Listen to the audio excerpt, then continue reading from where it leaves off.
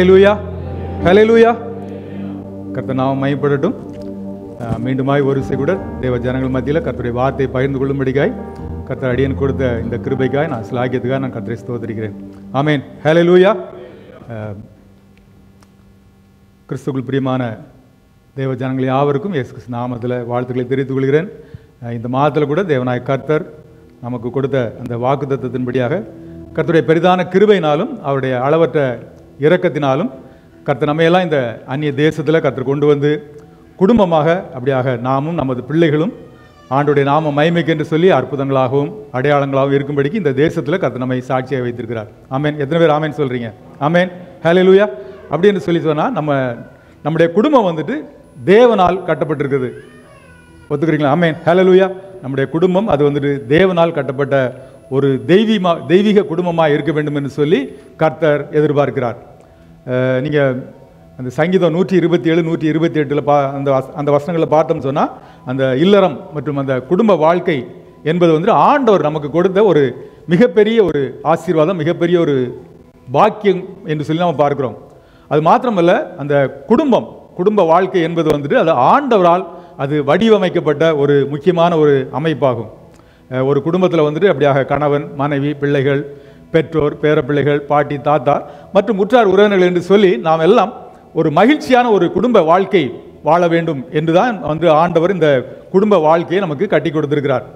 ஆனால் பாருங்க, இந்த குடும்பத்திற்கான அந்த பிசாசினுடைய திட்டம் என்னவென்றால், அவன் வந்து எப்பொழுதுமே வந்துட்டு நம்முடைய வாழ்க்கையில் குறுக்கிட்டு நம்முடைய வாழ்க்கையை துயரமாக்குவதும், இல்லைன்னு சொன்னால் மக்களை பிரிப்பதும் அழிப்பதும் தான் வந்துட்டு அவனுடைய நோக்கம் என்று சொல்லி பார்க்கும். நீங்கள் யோவான் 10:10 பார்த்தீங்கன்னா அங்கே சொல்லப்படுது, திருடன் திருடவும் கொல்லவும் அழிக்கவும் வருகிறானே அன்றி வேறொன்றுக்கும் வரான், நானோ அவைகளுக்கு ஜீவன் உண்டாயிருக்கவும் அது பரிபூர்ணப்படவும் வந்தேன்னு சொல்லி ஆண்டவராய் இயேசு கிறிஸ்து அவர் நமக்கு ஜீவன் உண்டாயிருக்கும்படிக்காக வந்தார். ஆனால் சத்துரு நம்மை கொல்லவும் அழிக்கவும் வந்திருக்கான்னு சொல்லி பார்க்கும். பார்த்தீங்கன்னா எப்பவுமே இந்த சத்துருடைய சூழ்ச்சிகள் என்ன அப்படின்னு சொல்லி பார்த்தோம்னா, எப்பவுமே நம்முடைய குடும்பங்களில் வந்துட்டு அந்த சத்துருடைய சூழ்ச்சிக்கு நம்முடைய குடும்பங்கள் தப்பு வைக்கப்பட வேண்டும் என்று சொல்லி சொன்னால், நம்ம சொல்லப்பட்டிருக்கிற அந்த சத்திய வேதாகமத்தில் சொல்லப்பட்டிருக்கிற அந்த வார்த்தைகளை, அந்த போதனைகளை, அந்த கற்பனைகளுக்கு கீழ்ப்படிந்து நடப்பது ஒன்றுதான் ஒரே ஒரு வழின்னு சொல்லி பார்க்கிறோம். எப்படி சத்துருடைய சூழ்ச்சிக்கு நம்ம தப்பித்து நடக்க வேண்டும் என்றால் ஆண்டோடைய வார்த்தை தான் நமக்கு அது ஆலோசனை தர வேண்டும் என்று சொல்லி பார்க்கிறோம். அது மாத்திரமல்ல, நம்ம கடந்த வாரத்தில் நம்ம தியானித்தோம், அதாவது ஒரு தெய்வீக குடும்பத்தை நாம் எப்படி கட்டுவது, அப்படி இல்லை என்றால் ஒரு தெய்வீக குடும்பம் எப்படி இருக்க வேண்டும் என்று சொல்லி நாம் ஒரு சில காரியங்களை நம்ம தியானித்தோம். அதாவது நீங்கள் நம்முடைய வாழ்க்கையில் வந்து எப்போவுமே ஒரு மகிழ்ச்சியான, நல்ல ஒரு வலுவான, ஒரு ஸ்ட்ராங்கான ஒரு குடும்ப வாழ்க்கை, ஒரு ஃபேமிலி லைஃப் வாழ வேண்டும் என்று சொல்லி சொன்னால் அதற்கு ஒரே ஒரு தீர்வு, ஒரே ஒரு வழியினால் ஆண்டவராய் இயேசு கிறிஸ்து அவர் ஒருவர் மாத்திரம் தான் சொல்லி பார்க்கும். ஆமென். ஹல்லேலூயா. அதனால நம்ம பார்த்தோம், அந்த ஆக்கிலா பிரிஸ்கில்லாவுடைய அவங்களை நம்ம அந்த குடும்பத்தை நம்ம உதாரணமாக வைத்து ஒரு தெய்வீக குடும்பம் என்பது அது ரட்சிக்கப்பட்ட குடும்பமாக இருக்க வேண்டும். ஒரு தெய்வீக குடும்பம் அது வந்துட்டு ஆண்டவருக்கு சேவை செய்யக்கூடிய குடும்பமாக இருக்க வேண்டும். மாத்திரமல்லாதபடிக்கு ஒரு தெய்வீக குடும்பம் ஆண்டவருக்கு ஆராதனை செய்கிற குடும்பமாக இருக்க வேண்டும் என்று சொல்லி நாம் அதை தியானித்தோம். அதை தொடர்ந்து இந்த நாளில் இன்றைக்கி நம்ம உலக பிரகாரமாக ஒரு கிறிஸ்தவ குடும்பம் எப்படி கட்டியிருக்க வேண்டும் என்று சொல்லி நம்ம தியானிக்க போகிறோம்.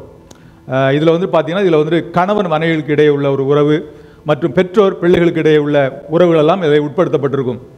நீங்கள் நீதிமொழிகள் 14ஆம் அதிகாரம் 26ஆம் வசனத்துக்கு அங்கே சொல்லப்படுது, கர்த்தருக்கு பயப்படுறவனுக்கு திட நம்பிக்கை உண்டு, அவன் பிள்ளைகளுக்கும் அடைக்கலம் கிடைக்கும். கர்த்தருக்கு பயப்படுறவனுக்கு திட நம்பிக்கை உண்டு, அவன் பிள்ளைகளுக்கும் அடைக்கலம் கிடைக்கும் என்று சொல்லி, அதாவது ஆண்டவர் கொடுத்திருக்க இந்த சத்திய வேதாகமம் வந்து ஒரு குடும்பத்தை வந்துட்டு ஒரு கோட்டையாக சித்தரிக்கிறது.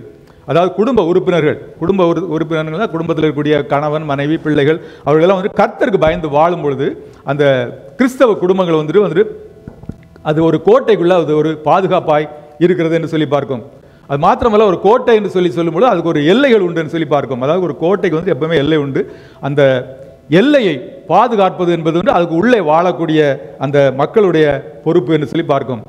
உதாரணத்துக்கு நம்ம எடுத்துக்கொண்டோம்னா, நம்முடைய நாட்டினுடைய எல்லைகளை பாதுகாக்கும்படி நம்முடைய நாட்டில் வந்துட்டு அப்படியாக வாயிலில் காவலர்கள் இருப்பார்கள், இல்லைன்னா இன்னும் இராணுவம் இருக்கும் மற்றும் உளவுத்துறை என்று சொல்லி அப்படியாக எல்லாருமே ஒன்றிணைந்து தான் வந்துட்டு அந்த ஊடுருவல்காரர்களை நம்ம நாட்டுக்குள்ளாய் நுழைய முடியாதபடிக்கு நம்ம பாதுகாத்து வருகிறோம். அதே போல தான் பார்த்தீங்கன்னா, நீங்கள் ஒரு குடும்பமாக நாம் வந்துட்டு ஒரு சுவரை கட்டுவதன் மூலமாக தான் இந்த இல்லற வாழ்க்கையும் உங்களுக்கு கொடுத்த அந்த குழந்தைகளையும் வந்துட்டு நீங்கள் வந்து பாதுகாக்கிறீர்கள். நம்ம குடும்பமாய் வந்துட்டு சத்துரு நம்முடைய குடும்பத்துக்குள்ளாய் வராதபடிக்கு நம்ம அந்த கோட்டையை நம்ம பாதுகாக்க வேண்டும் என்று சொல்லி பார்க்கும். இன்றைக்கு பார்த்தீங்கன்னு சொல்லி சொன்னால் இந்த குடும்பங்களை, குறிப்பாக குடும்பங்களை வந்துட்டு அப்படியாக தாக்குறதுக்கு காத்திருக்கக்கூடிய ஒரே ஒரு ஊடுருவல்காரன் என்று சொல்லி சொன்னான், அவன் தான் சத்துரு என்பதை நம்ம நினைவில் கொள்ள வேண்டிய. எப்பொழுதுமே சத்துரு தான் வந்துட்டு குடும்பங்களுக்குள்ளாய் உட்புகுந்து பிரச்சனைகளை, குழப்பங்களை கொண்டு வருவதை பார்க்கிறோம். ஏதாவது பிரச்சனை, போராட்டங்களை கொண்டு வர பார்க்கிறோம். அது மாத்திரமல்ல, நம்முடைய குடும்பத்தை நம்ம பாதுகாக்க வேண்டும் என்று சொல்லி சொன்னால் அதில் கணவன், மனைவி, பிள்ளைகள் எல்லாருமே வந்துட்டு நாம் கர்த்தருக்கு பயந்து நாம் ஒன்றாக வந்துட்டு நாம் அந்த குடும்பத்தை பாதுகாக்க வேண்டும் என்று சொல்லி பார்க்கிறோம். ஆனால் அப்படினால அந்த குடும்பத்தில் வந்துட்டு ஒரு குடும்பத்தில் வந்துட்டு எல்லாருக்குமே ஒரு பொறுப்பு உண்டாகும். நம்முடைய குடும்பத்தில் வந்துட்டு ஒவ்வொருவருமே வந்துட்டு கர்த்தர் ஒரு பாத்திரமாய் வணைந்திருக்கிறார். அந்த ஒவ்வொரு பாத்திரங்களுக்கும் வந்துட்டு அது ஒரு பணியை கொடுத்திருக்கிறார். அப்போ நம்ம குடும்பமாக இணைந்து தான் வந்துட்டு அந்த குடும்பத்தை நம்ம பாதுகாக்க முடியும்னு சொல்லி பார்க்க. அதாவது ஆண்டவர் நமக்கு அந்த குடும்பத்தில் ஆண்டவர் கொடுத்துருக்க அந்த பாத்திரங்களை நாம் சரியாக நம்ம நிறைவேற்றும் பொழுது தான், ஒவ்வொருவருக்கும் கொடுத்துருக்க அந்த பாத்திரங்களை நாம் சரியாக நிறைவேற்றும் பொழுது தான் நம்முடைய குடும்பம் வந்துட்டு அது ஒரு மகிழ்ச்சியான குடும்பமாகவும் அது ஒரு பாதுகாப்போடு கூட இருக்க முடியும் என்று சொல்லி பார்க்கிறோம். இன்றைக்கு பார்த்தீங்கன்னா இன்றைக்கு உலகத்தில் ஆண்டவர் வந்துட்டு கொடுத்துருக்க அந்த ஒவ்வொருவருக்கும் கொடுத்துருக்க அந்த பொறுப்புகள் என்னவென்று சொல்லி நாம் அதை அறிந்து அதன்படி நாம் செயல்பட வேண்டும் என்று சொல்லி பார்க்கிறோம். முதலாவது அன்றைக்கு நீங்கள் பார்த்தீங்கன்னா குடும்பத்துக்கு உண்டான ஆண்டோடைய திட்டம் என்னவென்று சொல்லி பார்ப்பீர்கள்னு சொன்னால், அதாவது ஒரு தெய்வீக குடும்பம் என்பது அது எப்பொழுதுமே வந்துட்டு அந்த ஆண்டோடைய கொடுத்த அந்த பொறுப்புகளை அது நிறைவேற்றுகிற ஒரு குடும்பமாக இருக்குன்னு சொல்லி பார்க்க. Godly family fulfil its God's given role.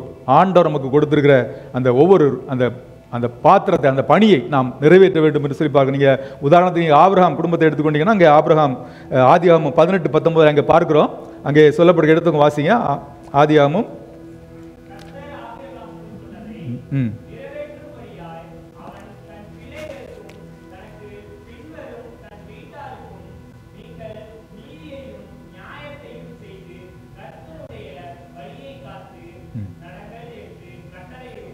ஆமென், ஹல்லேலூயா. பாருங்க, இங்க பார்க்கிறோம், ஆபிரகாம் தன் பிள்ளைகளுக்கும் தனக்கு பின்வரும் தன் வீட்டாருக்கும் நீதியையும் நியாயத்தையும் செய்து கர்த்தருடைய வழியை காத்துக் கொள்ளுங்கள் என்று சொல்லி கட்டளையிடுவான்னு சொல்லி சொல்றதை பார்க்க. பாருங்க, இங்க ஆபிரகாமை ஆண்டவர் வந்துட்டு ஆபிரகாமை பற்றி சொல்கிறதை பார்க்கிறோம். ஆண்டவர் தாமே வந்துட்டு ஆபிரகாமை தேர்ந்தெடுத்து அவருக்கு வாக்குறுதிகளை அளித்திருக்கிறான்னு சொல்லி பார்க்கிறோம். ஆனாலும் கூட பார்த்தீங்கன்னு சொன்னா, அந்த ஆண்டவர் கொடுத்த அந்த வாக்குறுதிகளை நிறைவேற்ற வேண்டும்னால் ஆபிரகாம் அவருக்கு கீழே இருக்கக்கூடிய அந்த குழந்தைகளையும் அந்த குடும்பத்தாரை, அதாவது அவனுடைய மனைவி, குழந்தைகள், பிள்ளைகள், மாமனார், மாமியார், அவர்களெல்லாம் வந்துட்டு ஆண்டவர் அவரிடத்தில் கேட்டுக்கொண்ட பிரகாரமாக அவர்கள் எல்லாம் நடத்துவதற்கு அவர் ஒரு முதன்மை பொறுப்பில் இருக்க வேண்டும் என்று சொல்லி ஒரு குடும்ப தலைவனாக இருக்க வேண்டும் என்று சொல்லி பார்க்கிறோம். அதாவது ஆண்டவர் பாருங்க, ஒவ்வொருத்தருக்கும் வந்து அந்த கொடுத்திருக்கிற அந்த கதாபாத்திரங்கள், அதாவது ரோல்ஸ் அண்ட் ரெஸ்பான்சிபிலிட்டியை வந்து நம்ம திறம்பட செய்ய வேண்டும் என்று சொல்லி பார்க்கிறோம். இங்கே ஆபிரகாம் வந்து பார்த்தீங்கன்னா தன்னுடைய குடும்பத்தை அப்படியாக நேர்த்தியாக நடத்துவதில் அவர் நல்ல ஒரு தந்தையாகவும் ஒரு பொறுப்புடையவராகவும் இருக்கிறதுக்கு நம்ம அங்கே பார்க்க முடியும். ஆனால் அப்படினால அதாவது குடும்பத்தில் வந்துட்டு ஆண்டவர் கொடுக்குற அந்த வாக்குறுதிகளை நிறைவேற்ற தந்தை இல்லை என்று சொல்லி கணவருடைய தலைமையின் கீழே அந்த குடும்பத்தில் இருக்கக்கூடிய எல்லாருமே வந்துட்டு எல்லாருடைய கீழ்ப்படிதலுமே அதற்கு தேவைப்படுகிறது என்று சொல்லி நம்ம பார்க்கிறோம். ஏற்கனவே சொன்ன பிரகாரம் ஒரு குடும்பம் என்பது பார்த்தீங்கன்னா கணவன், மனைவி, தாய் தந்தையர், குழந்தைகள், பாட்டி, தாத்தா, இப்படி போன்றவை கொண்டதுன்னு சொல்லி பார்க்க. அப்படி ஒரு குடும்பத்தில் உள்ள ஒவ்வொரு உறுப்பினர்களுக்கும் வந்து ஒரு குறிப்பிட்ட ஒரு பொறுப்பை ஆண்டவர் கொடுத்திருக்கிறார். அந்த பொறுப்பை நாம் சரியாக நிறைவேற்ற வேண்டும் என்று சொல்லி பார்க்கிறோம். சரி, இப்போ ஒவ்வொரு குடும்ப உறுப்பினர்களுக்கு ஒவ்வொருவருக்குடைய பங்குகளை கொடுத்திருக்கக்கூடிய அந்த பணி என்ன என்று சொல்லி நம்ம பார்க்கும்போது சொல்லி பார்த்தோம்னா, இன்றைக்கு பார்த்தீங்கன்னா நம்ம வந்துட்டு நம்முடைய தாய் தந்தைகள் மற்றும் குழந்தைகள் ஒவ்வொருவருக்குமே குடும்பத்தில் ஒரு பங்கு உண்டுன்னு சொல்லி பார்க்கிறோம். கர்த்தருக்கு சித்தமான இன்றைக்கு நம்ம வந்துட்டு நம்ம ஒரு பெற்றோராய், ஒரு தாய் தந்தையராய் என்ன பொறுப்பு என்று சொல்லி என்ன பொறுப்பை நாம் நிறைவேற்ற வேண்டும் என்று சொல்லி நாம் அதை பார்க்கலாம். ஒருவேளை கர்த்தருக்கு சித்தமான அடுத்த முறை நம்ம வந்துட்டு ஒரு கணவன் மனைவியாய் ஆண்டவருடைய சித்தத்தை எப்படி நிறைவேற்ற வேண்டும் என்று சொல்லி நம்ம இன்னைக்கு பார்க்கலாம். ஆமென், ஹல்லேலூயா. குறிப்பாக இந்த நாளுடைய செய்தியின் தலைப்பு என்னவென்றால் வெற்றிகரமான குழந்தை வளர்ப்பு, சக்சஸ்ஃபுல் பேரண்டிங்னு சொல்லி எப்படி ஒரு குழந்தைகளை நம்முடைய குழந்தைகளை எப்படி நம்ம வெற்றிகரமாய் வளர்க்க முடியும் என்று சொல்லி ஒரு சில காரியங்களை நாம் இன்றைக்கு வேதத்தின் வெளிச்சத்தில் நம்ம தியானிக்கவிருக்கிறோம். ஆமென், ஹல்லேலூயா, ஹல்லேலூயா. கர்த்தர் நல்லவர். பாருங்க, இப்போ ஒரு பெற்றோர் என்ற தாய் தந்தையருக்கு உண்டான ஒரு பொறுப்புகள் என்னன்னு சொல்லி பார்க்கும்போது, நீங்க அந்த வெப்ஸ்டர் அகராதியில் நீங்க எடுத்துக்கொண்டீங்கன்னு சொல்லி அங்க ஃபாதர் என்கிற அந்த வார்த்தைக்கு வந்து ஒரு குழந்தையை பெற்றெடுத்த மனிதன். ஃபாதர் என்றால் அதுக்கு அர்த்தம் வந்து ஒரு குழந்தையை பெற்றெடுத்த, அதாவது man who has begotten a child அப்படின்னு சொல்லி சொல்லப்படுகிறது. அதே வெப்ஸ்டர் அகராதியில் மதர் என்ற வார்த்தைக்கு ஒரு குழந்தையை பெற்றெடுத்த பெண் ஒரு குழந்தையை பெற்றெடுத்த பெண் என்று சொல்லி, அதாவது woman who has begotten a child அப்படின்னு சொல்லி சொல்லிருக்கா. அப்படின்னு சொல்லி சொன்னா பாருங்க, அதாவது குழந்தை வளர்க்குறதுல வந்துட்டு தாய் தந்தை ரெண்டு பேருக்குமே வந்துட்டு ஒரு சமமான ஒரு பொறுப்பு இருக்கிறது என்பதை நாம் புரிந்து கொள்ள வேண்டும். அதாவது பாருங்க, குழந்தைகளை பற்றி நாம் வந்துட்டு தெரிந்து கொள்ளக்கூடிய ஒரு சில விஷயங்கள் இருக்குது. அதை நாம் முதல்ல தெரிந்து கொள்ளலாம். நம்ம குழந்தை குறித்து வேதாகமத்தில் என்ன சொல்கிறேன்னு சொல்லி பார்த்தீங்கன்னு சொன்னால், முதலாவது நீங்கள் பார்க்கும்பொழுது குழந்தைகள், நம்முடைய குழந்தைகள் வந்துட்டு கடவுளுடைய சொத்து என்று சொல்லி பார்க்கிறோம். அதாவது childrens are heritage from the Lord, children are heritage from the Lord அப்படின்னு சொல்லி நம்முடைய பிள்ளைகள் ஆண்டவர் நமக்கு கொடுத்து அது ஒரு சொத்துன்னு சொல்லுவீங்க. சங்கீதம் 127 3ஆம் வசனத்துக்கு வரைக்கும் அங்கே சொல்லப்படும், இதோ பிள்ளைகள் கர்த்தரால் வரும் சுதந்திரம், கற்பத்தின் கனி அவரால் கிடைக்கும் பலன் என்று சொல்லி பார்க்க. அதாவது பிள்ளைகள் கர்த்தரால் வரும் சுதந்திரம், அதாவது ஹெரிட்டேஜ் மீன்ஸ் பாரம்பரியம் என்று சொல்லி, பாரம்பரியம் என்கிற சொல்லுக்கு வந்துட்டு அல்லது சொத்து அல்ல இல்லை என்றால் ஒரு உடைமை என்று பொருளாகும் சொல்லி பார்க்கும். அதாவது இது வந்துட்டு நம்முடைய மரபுரிமையாக நம்முடைய மூதாதையர்கள் மூலமாய் நம்முடைய பெற்றோர்கள் மூலமாய் நம்ம கிடைக்கப்பெறுகிற அந்த சொத்து என்று சொல்லி பார்க்கும். அதை தான் அங்கே நீதிமொழிகள் 19ஆம் அதிகாரம் 14ஆம் வசனத்தில் அங்கே பார்க்க அங்கே சொல்லப்படுகிறது, வீடும் ஆஸ்தியும் பிதாக்கள் வைக்கும் சுதந்திரம் என்று சொல்லி அது ஒரு சொத்து என்று சொல்லி பார்க்கும். இது வந்துட்டு நம்முடையதல்ல, ஆனால் நாம் நம்முடைய தாய் தந்தையரிடம் என்று பெற்றுக்கொள்ளப்பட்டது. அதாவது நம்முடைய குழந்தைகள், அதே போல தான் நம்முடைய குழந்தைகளுமே பார்த்தீங்கன்னா அவர்கள் இறைவனுடைய உடைமை, அவருடைய ஆண்டவுடைய சொத்து என்று சொல்லி பார்க்கும். அதாவது உங்கள் பிள்ளைகள் உங்களுடைய பராமரிப்பின் கீழே வந்துட்டு வளர்ப்பதற்கு உங்களை ஆண்டவர் உங்களை பெற்றோராக நியமித்திருக்கார ஒழிய பிள்ளைகள், உங்களுடைய பிள்ளைகள் ஆண்டவருடைய சொத்து என்று சொல்லி நம்ம பார்க்கிறோம். You are just caretaker. நம்ம வந்துட்டு ஒரு குழந்தைகளுக்கு நம்ம ஒரு பாதுகாப்பாளராக தான் இருக்கிறோம்னு சொல்லி பார்க்கும். ஆனால் அப்படினால நம்முடைய குழந்தைகள் அது வந்துட்டு அவருடைய சொத்து. அது மாத்திரமல்ல, நாம் வந்துட்டு ஒரு நம்முடைய பிள்ளைகளை பராமரிக்கக்கூடிய ஒரு பராமரிப்பாளர்கள் மாத்திரமே என்பதை நாம் புரிந்து கொள்ள வேண்டும். ரெண்டாவது காரியம் என்னன்னு சொல்லி பார்த்தீங்கன்னா, குழந்தைகள் ஒரு வெகுமதி.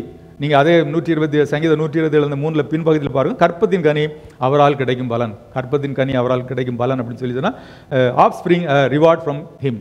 அதாவது வெகுமதி என்று சொல்லி, வெகுமதின்னு சொன்னால் கிஃப்ட், இல்லைன்னு சொன்னால் அது ஒரு பாராட்டு, மகிழ்ச்சின்னு சொல்லி அதை பாருங்க. அதாவது ஆண்டவர் உங்களுக்கு கொடுத்துருக்கிற பிள்ளைகளை வந்துட்டு நம்ம வந்துட்டு எப்போவுமே வந்துட்டு ஒரு அதிருப்தியினுடைய அடையாளமாக நம்ம நினைக்க கூடாது. அது இல்லைன்னா ஏதோ ஒரு நம்முடைய பிள்ளைகள் வந்துட்டு ஏதோ வந்துட்டு ஒரு பாவத்தின் தண்டனையாக நமக்கு கொடுக்கப்பட்டதுன்னு சொல்லி நம்ம நினைக்கக்கூடாது. அதாவது நம்ம பிள்ளைகளை வந்துட்டு வேண்டா வெறுப்பாக வந்துட்டு எப்போவுமே நம்ம பிள்ளைகளை பார்க்கக்கூடாதுன்னு சொல்லி பார்க்கும். எத்தனை பெற்றோர்கள் இப்படி சொல்லுவது உண்டு இல்லையா? அதான் பாருங்கள், சனியை வந்து என்னுடைய உயிரை எடுக்குன்னு சொல்லி நம்ம சில நேரங்கள் நம்முடைய பிள்ளைகளை கொடுத்து நம்ம இப்படியா சொல்லுகிறோம். ஆனால் பாருங்கள் பிரியமானவர்களே, இன்றைக்கு பார்த்தீங்கன்னா எத்தனை குடும்பங்களில் இந்த ஒரு குழந்தை செல்வதற்காக எத்தனை பேர் காலாகாலமாய் ஏங்கி தவித்து கொண்டிருக்காங்கன்னு சொல்லி பார்க்க வேண்டும். ஆனால் அப்படினால ஆண்டவர் நமக்கு கொடுத்துருக்க பிள்ளைகள், அந்த கற்பத்தின் கனி என்பது அது வந்துட்டு ஆண்டவருடைய ஒரு அன்பிற்கு அடையாளம்னு சொல்லி பார்க்க. It's a trophy of God's love. அது வந்துட்டு ஆண்டவர் நமக்கு கொடுத்த ஒரு அடையாளமாக இருக்குன்னு சொல்லி பார்க்குறோம். அது மாதிரி எல்லாருக்குமே வந்துட்டு எப்பவுமே உடனடியாக கிடைத்து விடுதலைன்னு சொல்லி பார்க்குறோம். ஆனால் நமக்கு ஆண்டவர் பிள்ளைகளை கொடுத்துருக்கான்னு சொன்னால் அது வந்துட்டு ஆண்டவருடைய வெகுமதி, கிஃப்ட்டு. இன்னும் சொல்ல போனால் இட்ஸ் a கிரேஸ், ஆண்டவருடைய கிருபை என்று சொல்லி பார்க்க வேண்டும். ஆமென், ஹல்லேலூயா. நீங்கள் குறிப்பாக பார்த்தீங்கன்னா ஞானமுள்ள பெற்றோர், அதாவது நம்முடைய மூதாதையர்கள், நம்ம பாட்டி தாத்தா அவங்கெல்லாம் பார்த்தீங்கன்னா குழந்தைகள் செல்வதில் அவங்க மிகவும் மகிழ்ச்சி அடைகிற காரியங்களை பார்க்க முடியும். ஆனால் அப்படினால தான் பார்த்தீங்கன்னா நம்முடைய குழந்தைகள் வந்துட்டு எப்போவுமே வந்துட்டு நம்முடைய வாழ்க்கையில் வந்துட்டு அவர்கள் மகிழ்ச்சியை கொண்டு வருகிறார்கள். அதாவது நீங்கள் ஒரு குழந்தை இல்லாத ஒரு வீட்டை நீங்கள் கொஞ்சம் ஜஸ்ட் இமேஜின் பண்ணி பாருங்கள். அது வந்துட்டு அப்படிப்பட்ட ஒரு உலகம் வந்துட்டு அது ஒரு மகிழ்ச்சியற்ற ஒரு மந்தமான ஒரு உலகம் என்று சொல்லி பார்க்கும்.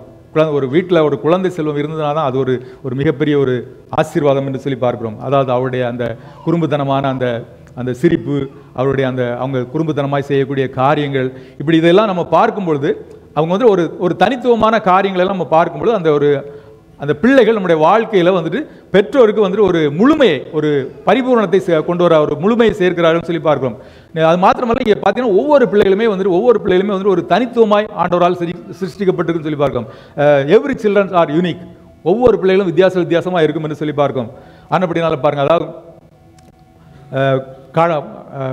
குழந்தைகள் வந்துட்டு பார்த்தீங்கன்னா அது வந்து ஆண்டவருடைய உடைமை என்று சொல்லி பார்க்கிறோம். அது மாத்திரமல்ல, அது வந்துட்டு ஆண்டவர் நமக்கு கொடுத்திருக்கிற ஒரு வெகுமதி என்பதனால இந்த பிள்ளையை குறித்து வந்துட்டு பிள்ளை ஒருவேளை அந்த பிள்ளைக்கு நாம் ஏதாவது நம்ம செய்ய வேண்டும் என்று விரும்புகிறீங்களோ அதை வந்துட்டு நம்ம வந்துட்டு அந்த காரியத்தை செய்வதற்கு வந்துட்டு நமக்கு எந்த விதமான உரிமை இல்லைன்னு சொல்லி உரிமையும் கிடையாது. காரணம் என்னென்னால் நம்முடைய பிள்ளைகள் அது ஆண்டோடைய சொத்து, அவர் நமக்கு ஈவாய் கொடுத்திருக்கிறார். மாத்திரமல்ல, அதை நம்மை பராமரிக்கும்படிக்கு ஒரு பாதுகாப்பாளரை தான் நம்ம வைத்திருக்கான்னு சொல்லி பார்க்கிறோம்.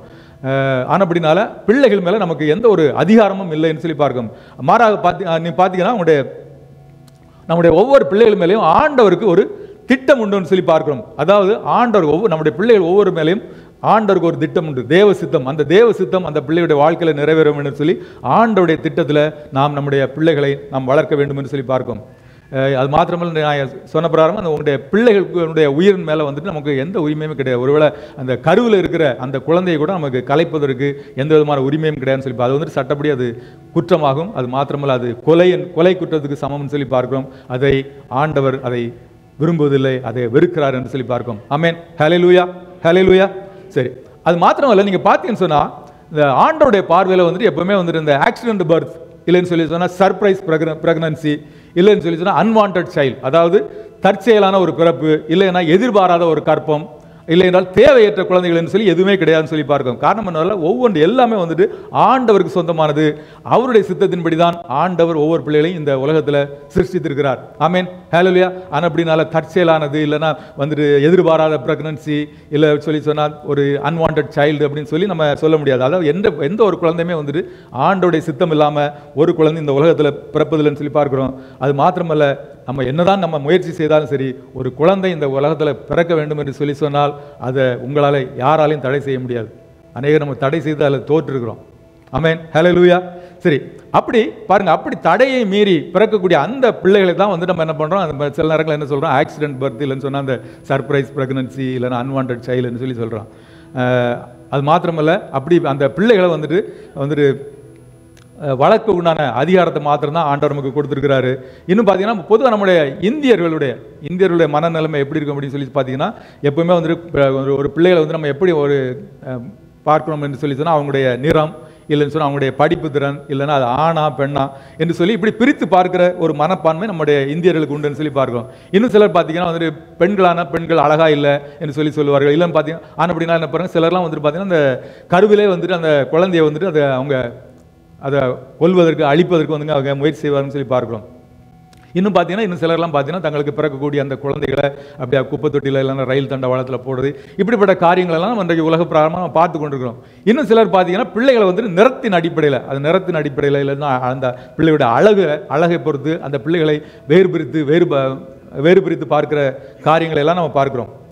பாருங்க, அதாவது எனக்கு பிரியமானவர்களே, நம்ம வந்து எப்பவுமே வந்துட்டு நம்முடைய பிள்ளைகளை வந்து நம்ம எப்பவுமே வந்துட்டு சமமாக நேசிக்கவும் அவர்களை வந்துட்டு எப்பவுமே வந்துட்டு சமமாக நாம் நடத்துவதற்கு நாம் முன்னுரிமை கொடுக்க வேண்டும் சொல்லி பார்க்க. ஒருவேளை உங்களுடைய பிள்ளைகளை நீங்கள் சமமாக நீங்கள் நடத்தவில்லை என்று சொல்லி சொன்னால் உங்களுக்குள்ளாய் ஒரு மாற்றான் தாயினுடைய மனப்பான்மை இருக்கிறது என்பதை நீங்கள் புரிந்து கொள்ள வேண்டும்.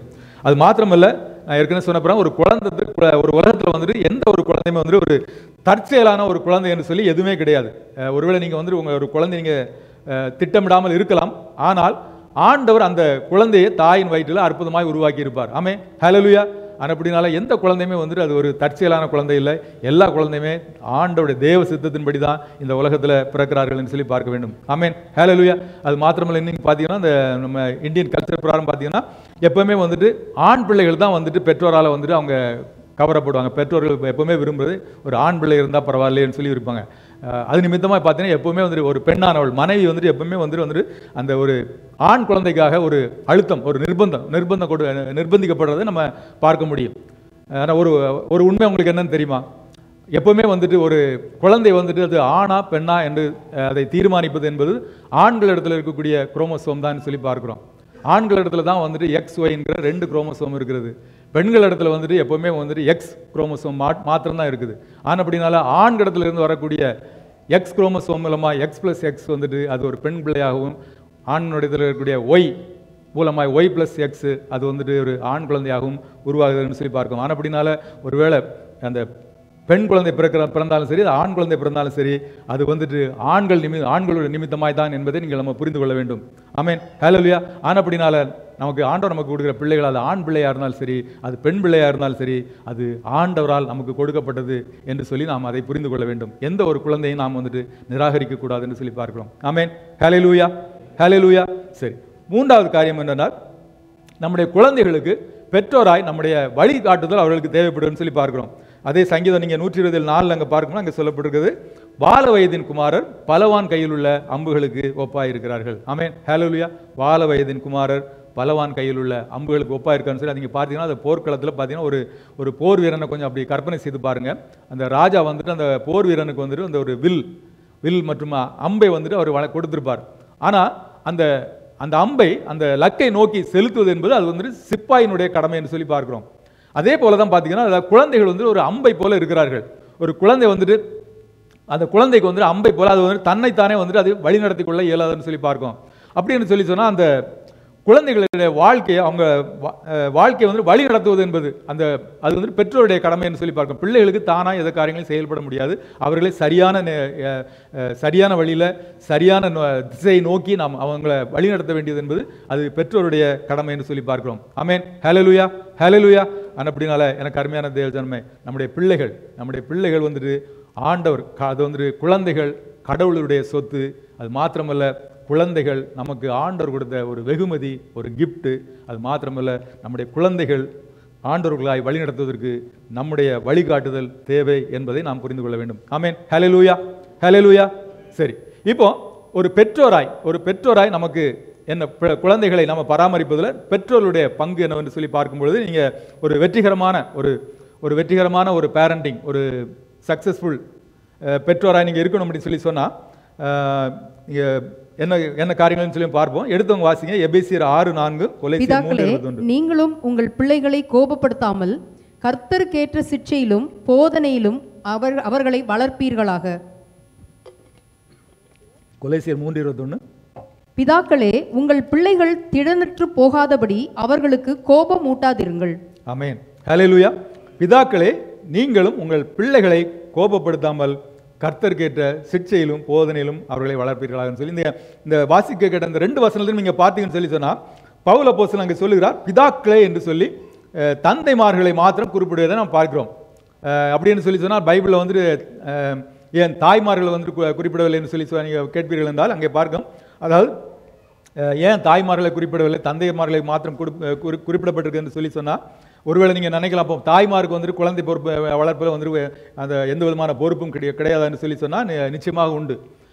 காரணம் ஏன் அப்போ பவுல் அப்போஸ்தலன் இப்படியா சொல்கிறாருன்னு சொல்லி சொன்னால், இன்றைக்கி பவுல் அப்போஸ்தலர் காலத்தில் நீங்கள் பார்த்தீங்கன்னு சொல்லி சொன்னால், குறிப்பாக அந்த கிறிஸ்தவர்கள் அல்லாதவர்கள் இல்லைன்னா யூதர்கள் அல்லாதவர்கள் குடும்பத்தில் உள்ள அந்த தந்தைகளெல்லாம் பார்த்தீங்கன்னு சொன்னால் அவங்க வந்துட்டு ஒரு சர்வாதிகாரியை போல அவங்க நடந்து கொண்டார்கள்னு சொல்லி பார்க்கும். அதாவது எந்த குழந்தையை நேசிக்க வேண்டும், எந்த குழந்தையை நம்ம புறக்கணிக்க வேண்டும் என்று தேர்வு செய்யக்கூடிய அதிகாரம் வந்துட்டு அது ஒரு தந்தைக்கு, ஒரு தகப்பனுக்கு கொடுக்கப்பட்டிருந்ததுன்னு பார்க்கிறோம். அது மாத்திரமல்ல, அந்த ரோம பேரரசனுடைய அந்த சட்டத்திட்டங்களின் பிரகாரம் ஒரு தந்தைக்கு தான் தன்னுடைய குழந்தையினுடைய மேலே ஒரு ஜீவனாம்சம், அந்த ஒரு ஜீவன் மற்றும் மரணத்துக்கு உண்டான அந்த ஒரு அதிகாரம் இருந்தது என்று சொல்லி பார்க்கிறோம். அதாவது வந்து ஒரு குழந்தை பிறந்ததுமே பார்த்தீங்கன்னா அந்த குழந்தைய வந்துட்டு அந்த தந்தையினுடைய காலடியில் தான் கொண்டு வந்து வைப்பார்கள். புதிதாக பிறந்த எந்த குழந்தையாக இருந்தாலும் சரி, அது அந்த மனிதன், அந்த தந்தை வந்து அதை எடுத்து சென்றான்னு சொன்னால் அது வீட்டில் ஏற்றுக்கொள்ளப்படும். ஒருவேளை அவன் அதை எடுக்காமல் நிராகரித்து சென்று விட்டான் என்று சொல்லி சொன்னால், இன்றைக்கி நம்ம பார்க்குறோம்ல அந்த கருக்கலைப்பு செய்கிற மாதிரி அந்த பிள்ளைகளை வந்துட்டு அப்படிப்பட்ட ஒரு சூழ்நிலையில் தான் அந்த பிள்ளைகள் கருதப்படும் என்று சொல்லி பார்க்கும். இதெல்லாம் வந்து பார்த்தீங்கன்னா அந்த முதலாம் நூற்றாண்டில் வந்துட்டு தந்தைகள் தான் வந்துட்டு தங்களுடைய குடும்பத்தில் எந்த காரியங்களாக இருந்தாலும் சரி ஒரு முடிவெடுப்பது என்று சொல்லி சொன்னால் அது தந்தைக்கு தான் வந்துட்டு அந்த உரிமை கொடுக்கப்படுதுன்னு சொல்லி பார்க்கணும்.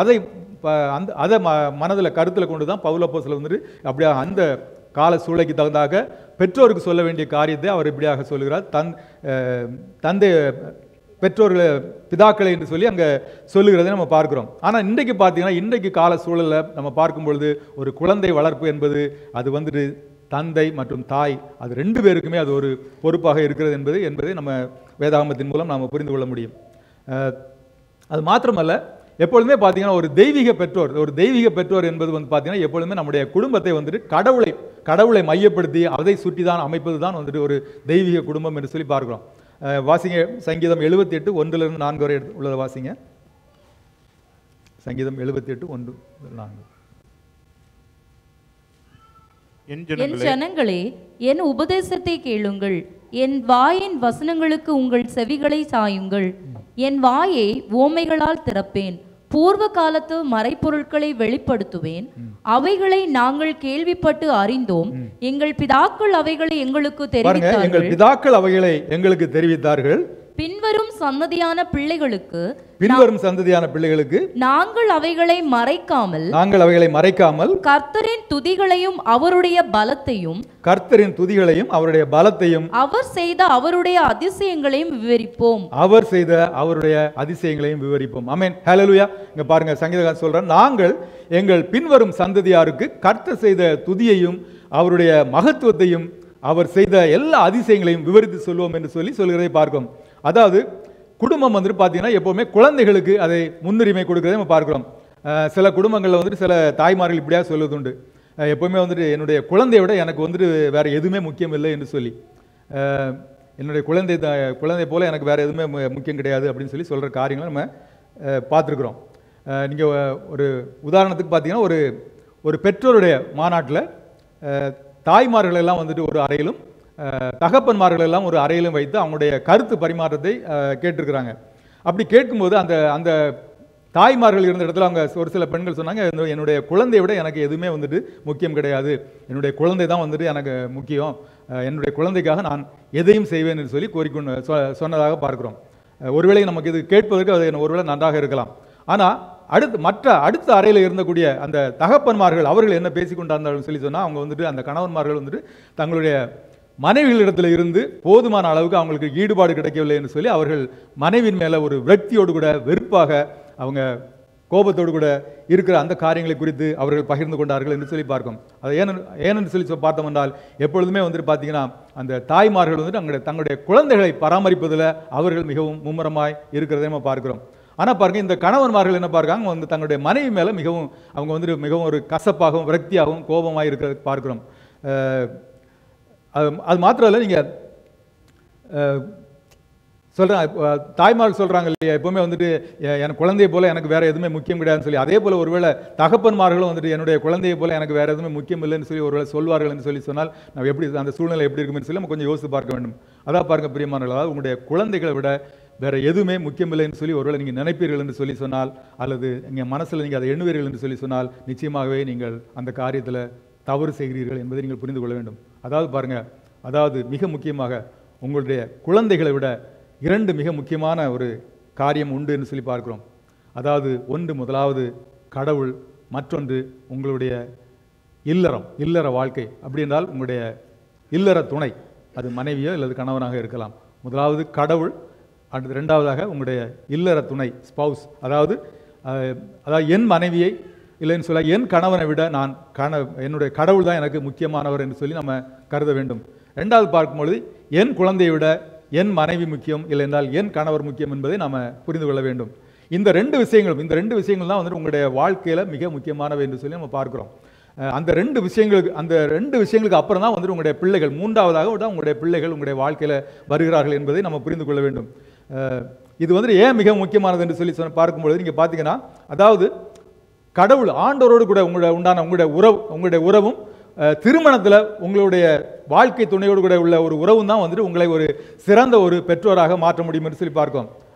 அதாவது நீங்கள் பார்த்தீங்கன்னா ஒவ்வொரு நாளும் நீங்கள் காலையில் எழுந்த உடனே ஆண்டவரோடு கூட நீங்கள் வைத்திருக்கிற அந்த உறவு கொள்ளும் பொழுது ஆண்டவர் உங்களை அவர் நிரப்புகிறார் என்று சொல்லி பார்க்கும். அது மாத்திரமல்ல, ஆண்டவர் உங்களை குணப்படுத்துகிறார், அவர் உங்களை நேசிக்கிறார், அவர் உங்களுக்கு வேண்டிய அந்த நாளுக்குண்டான அந்த ஞானத்தையும் பலத்தையும் தருகிறார்னு சொல்லி பார்க்கும். அதாவது பாருங்கள், சில நேரங்களில் ஆண்டோடைய சமூகத்திலிருந்து நம்ம கிருபைகளை பெற்று நம்ம செல்லும் பொழுது பார்த்தீங்கன்னா வேறு யாராலும் அந்த நாளில் நீங்கள் பார்த்தீங்கன்னு சொன்னால் வேறு ஏதாவது ஒரு பிரச்சனை வந்து சொன்னால் வேறு யாராலையும் தீர்க்க முடியாத பிரச்சனைகளை ஆண்டவர் நமக்கு தீர்த்து வைப்பதற்கு வேண்டிய அந்த ஞானத்தை நமக்கு கொடுப்பாருன்னு சொல்லி பார்க்கும். அது மாத்திரமல்ல, ஆண்டவர் நம்மை ஒரு பெற்றோராக மாற்றுகிறார்னு சொல்லி பார்க்கும். நீங்கள் அந்த கலாத்தியர் 5ஆம் அதிகாரத்தில் பார்க்கும், அங்கே ஆவின் கனிகளை பற்றி சொல்லப்படுகிறார். இந்த ஆவின் கனிகளெல்லாம் ஆண்டோட இடத்துல தான் அது நமக்கு கிடைக்குதுன்னு சொல்லி பார்க்கிறோம். அதாவது அந்த அன்பு, மகிழ்ச்சி, அமைதி, பொறுமை, கருணை, நன்மை, விசுவாசம், சாந்தம் மற்றும் சுய கட்டுப்பாடுன்னு சொல்லி அந்த 9 வகையான அந்த ஆவின் கனிகளும் ஆண்டவர் நமக்கு கொடுக்கும் பொழுது அதை நம்ம ஆண்டவரத்தில் பெற்றுக்கொள்ளும் போது தான் நம்ம ஒரு நல்ல ஒரு அன்புள்ள ஒரு பெற்றோராய் நாம் இருக்க முடியும் என்று சொல்லி பார்க்கிறோம். ஆமென், ஹல்லேலூயா. அதாவது நீங்கள் பார்த்தீங்கன்னு சொன்னால், அதாவது காலையில் நம்ம எழுந்ததுமே பார்த்தீங்கன்னா எப்போவுமே ஆண்டவர் சமூகத்தில் ஜெபித்து நம்ம அந்த காரியங்களை நம்ம தொடங்கும் பொழுது அந்த நாள் முழுவதும் நம்மளால் என்ன செய்ய முடிகிறது என்பது அது நமக்கே ஒரு ஆச்சரியமாக இருக்கும் இல்லையா? ஆமென், ஹல்லேலூயா. அது மாத்திரமல்ல, ஒருவேளை நம்ம ஒருவேளை அப்படி ஒவ்வொரு நாளும் விழித்த உடனே நம்ம ஆண்டோடைய சமூகத்தை ஆண்டோரை சாராதபடிக்கு நாம் சுயமாய் சில காரியங்களை செய்வோம் என்று சொல்லி சொன்னால் அந்த நாளில் அந்த காரியங்களை அந்த நாளை நம்ம கடந்து செல்வது என்பது எவ்வளோ ஒரு கடினமான ஒரு காரியம் என்பதை நீங்கள் புரிந்து கொள்ள முடியும். அதாவது பிரியமானங்களை பாருங்கள், அதாவது நீங்கள் எப்போவுமே பார்த்தீங்கன்னா அதாவது நல்ல கடவுளுடைய பிள்ளையாக நீங்கள் இருக்க கடவுளை தான் நம்ம வந்துட்டு முதன்மையாக நம்ம சார்ந்திருக்க வேண்டும் சொல்லி பார்க்கிறோம். ஒரு நல்ல கடவுளுடைய பிள்ளையாக இருக்க வேண்டுமென்றால் நாம் முதலாவது ஆண்டவருக்கு நம்ம முதலிடம் கொடுக்க வேண்டும். அதே போல ஒரு வெற்றிகரமான ஒரு பெற்றோராக நீங்கள் இருக்க வேண்டும் என்று சொல்லி சொன்னால் முதலாவது நீங்கள் எனக்கு என்னுடைய துணைவர் தான், அதாவது துணைதான், அதாவது என்னுடைய கணவரோ என்னுடைய மனைவி தான் முக்கியம் என்பதை நீங்கள் அதை புரிந்து கொள்ள வேண்டும் சொல்லி பார்க்கும். ஆமென், ஹல்லேலூயா. அது மாத்திரமல்ல, நீங்கள் எப்போவுமே ஒரு காரியத்தை பார்த்தீங்கன்னு சொல்லி சொன்னால் ஆண்டவரும் நம்முடைய வாழ்க்கை துணையும் தான் நம்முடைய வாழ்க்கையில் கிட்டத்தட்ட ஒரு 95% தேவைகள் எல்லாம் வந்துட்டு ஆண்டவரும் நம்முடைய வாழ்க்கை துணை தான் அவங்க வந்துட்டு பூர்த்தி செய்கிறார்கள் சொல்லி பார்க்கணும். அதாவது நம்ம வந்துட்டு கடவுளை அறிந்திருக்கும் பொழுது பார்த்தீங்கன்னா நம்முடைய வாழ்க்கையில் நல்ல ஒரு மகிழ்ச்சியான ஒரு மனிதனாக நம்ம வாழ முடியும். அதே போல் நம்முடைய வாழ்க்கை துணையை நாம் நன்கு அறிந்திருக்கும் பொழுது நாம் வந்துட்டு ஒரு சரியான ஒரு சிறந்த ஒரு மனிதனாக ஒரு மனுஷியாக நாம் வாழ முடியும் என்று சொல்லி பார்க்கிறோம். ஆமென், ஹல்லேலூயா. அதாவது நம்முடைய முன்னுரிமைகள், நம்முடைய பீரியாரிட்டி, அந்த பீரியாரிட்டி வந்துட்டு நம்ம வந்து எப்போவுமே சரியான முறையில் நம்ம வைத்து கொண்டோம்னு சொல்லி சொன்னால் அதில் வந்துட்டு நம்முடைய வாழ்க்கை நமக்கு அது ஆசீர்வாதமாக இருக்கும். அது மாத்திரமல்ல, நாம் அந்த காரியங்களை நம்ம சரியாக செய்யும் பொழுது அதில் நம்முடைய குழந்தைகளுடைய பாதுகாப்பும் அதில் இருந்து வருகிறது என்று சொல்லி பார்க்கிறோம். ஒரு காரியத்தை நீங்கள் புரிந்து கொள்ள வேண்டும். அதாவது பாருங்கள், உங்களுடைய குழந்தைகள் வந்துட்டு உங்களை பார்க்கும் பொழுது அதாவது நீங்கள் மகிழ்ச்சியாக இருக்கிறதை பார்க்கும் பொழுது அவர்களும் மகிழ்ச்சியாக இருப்பார்கள்.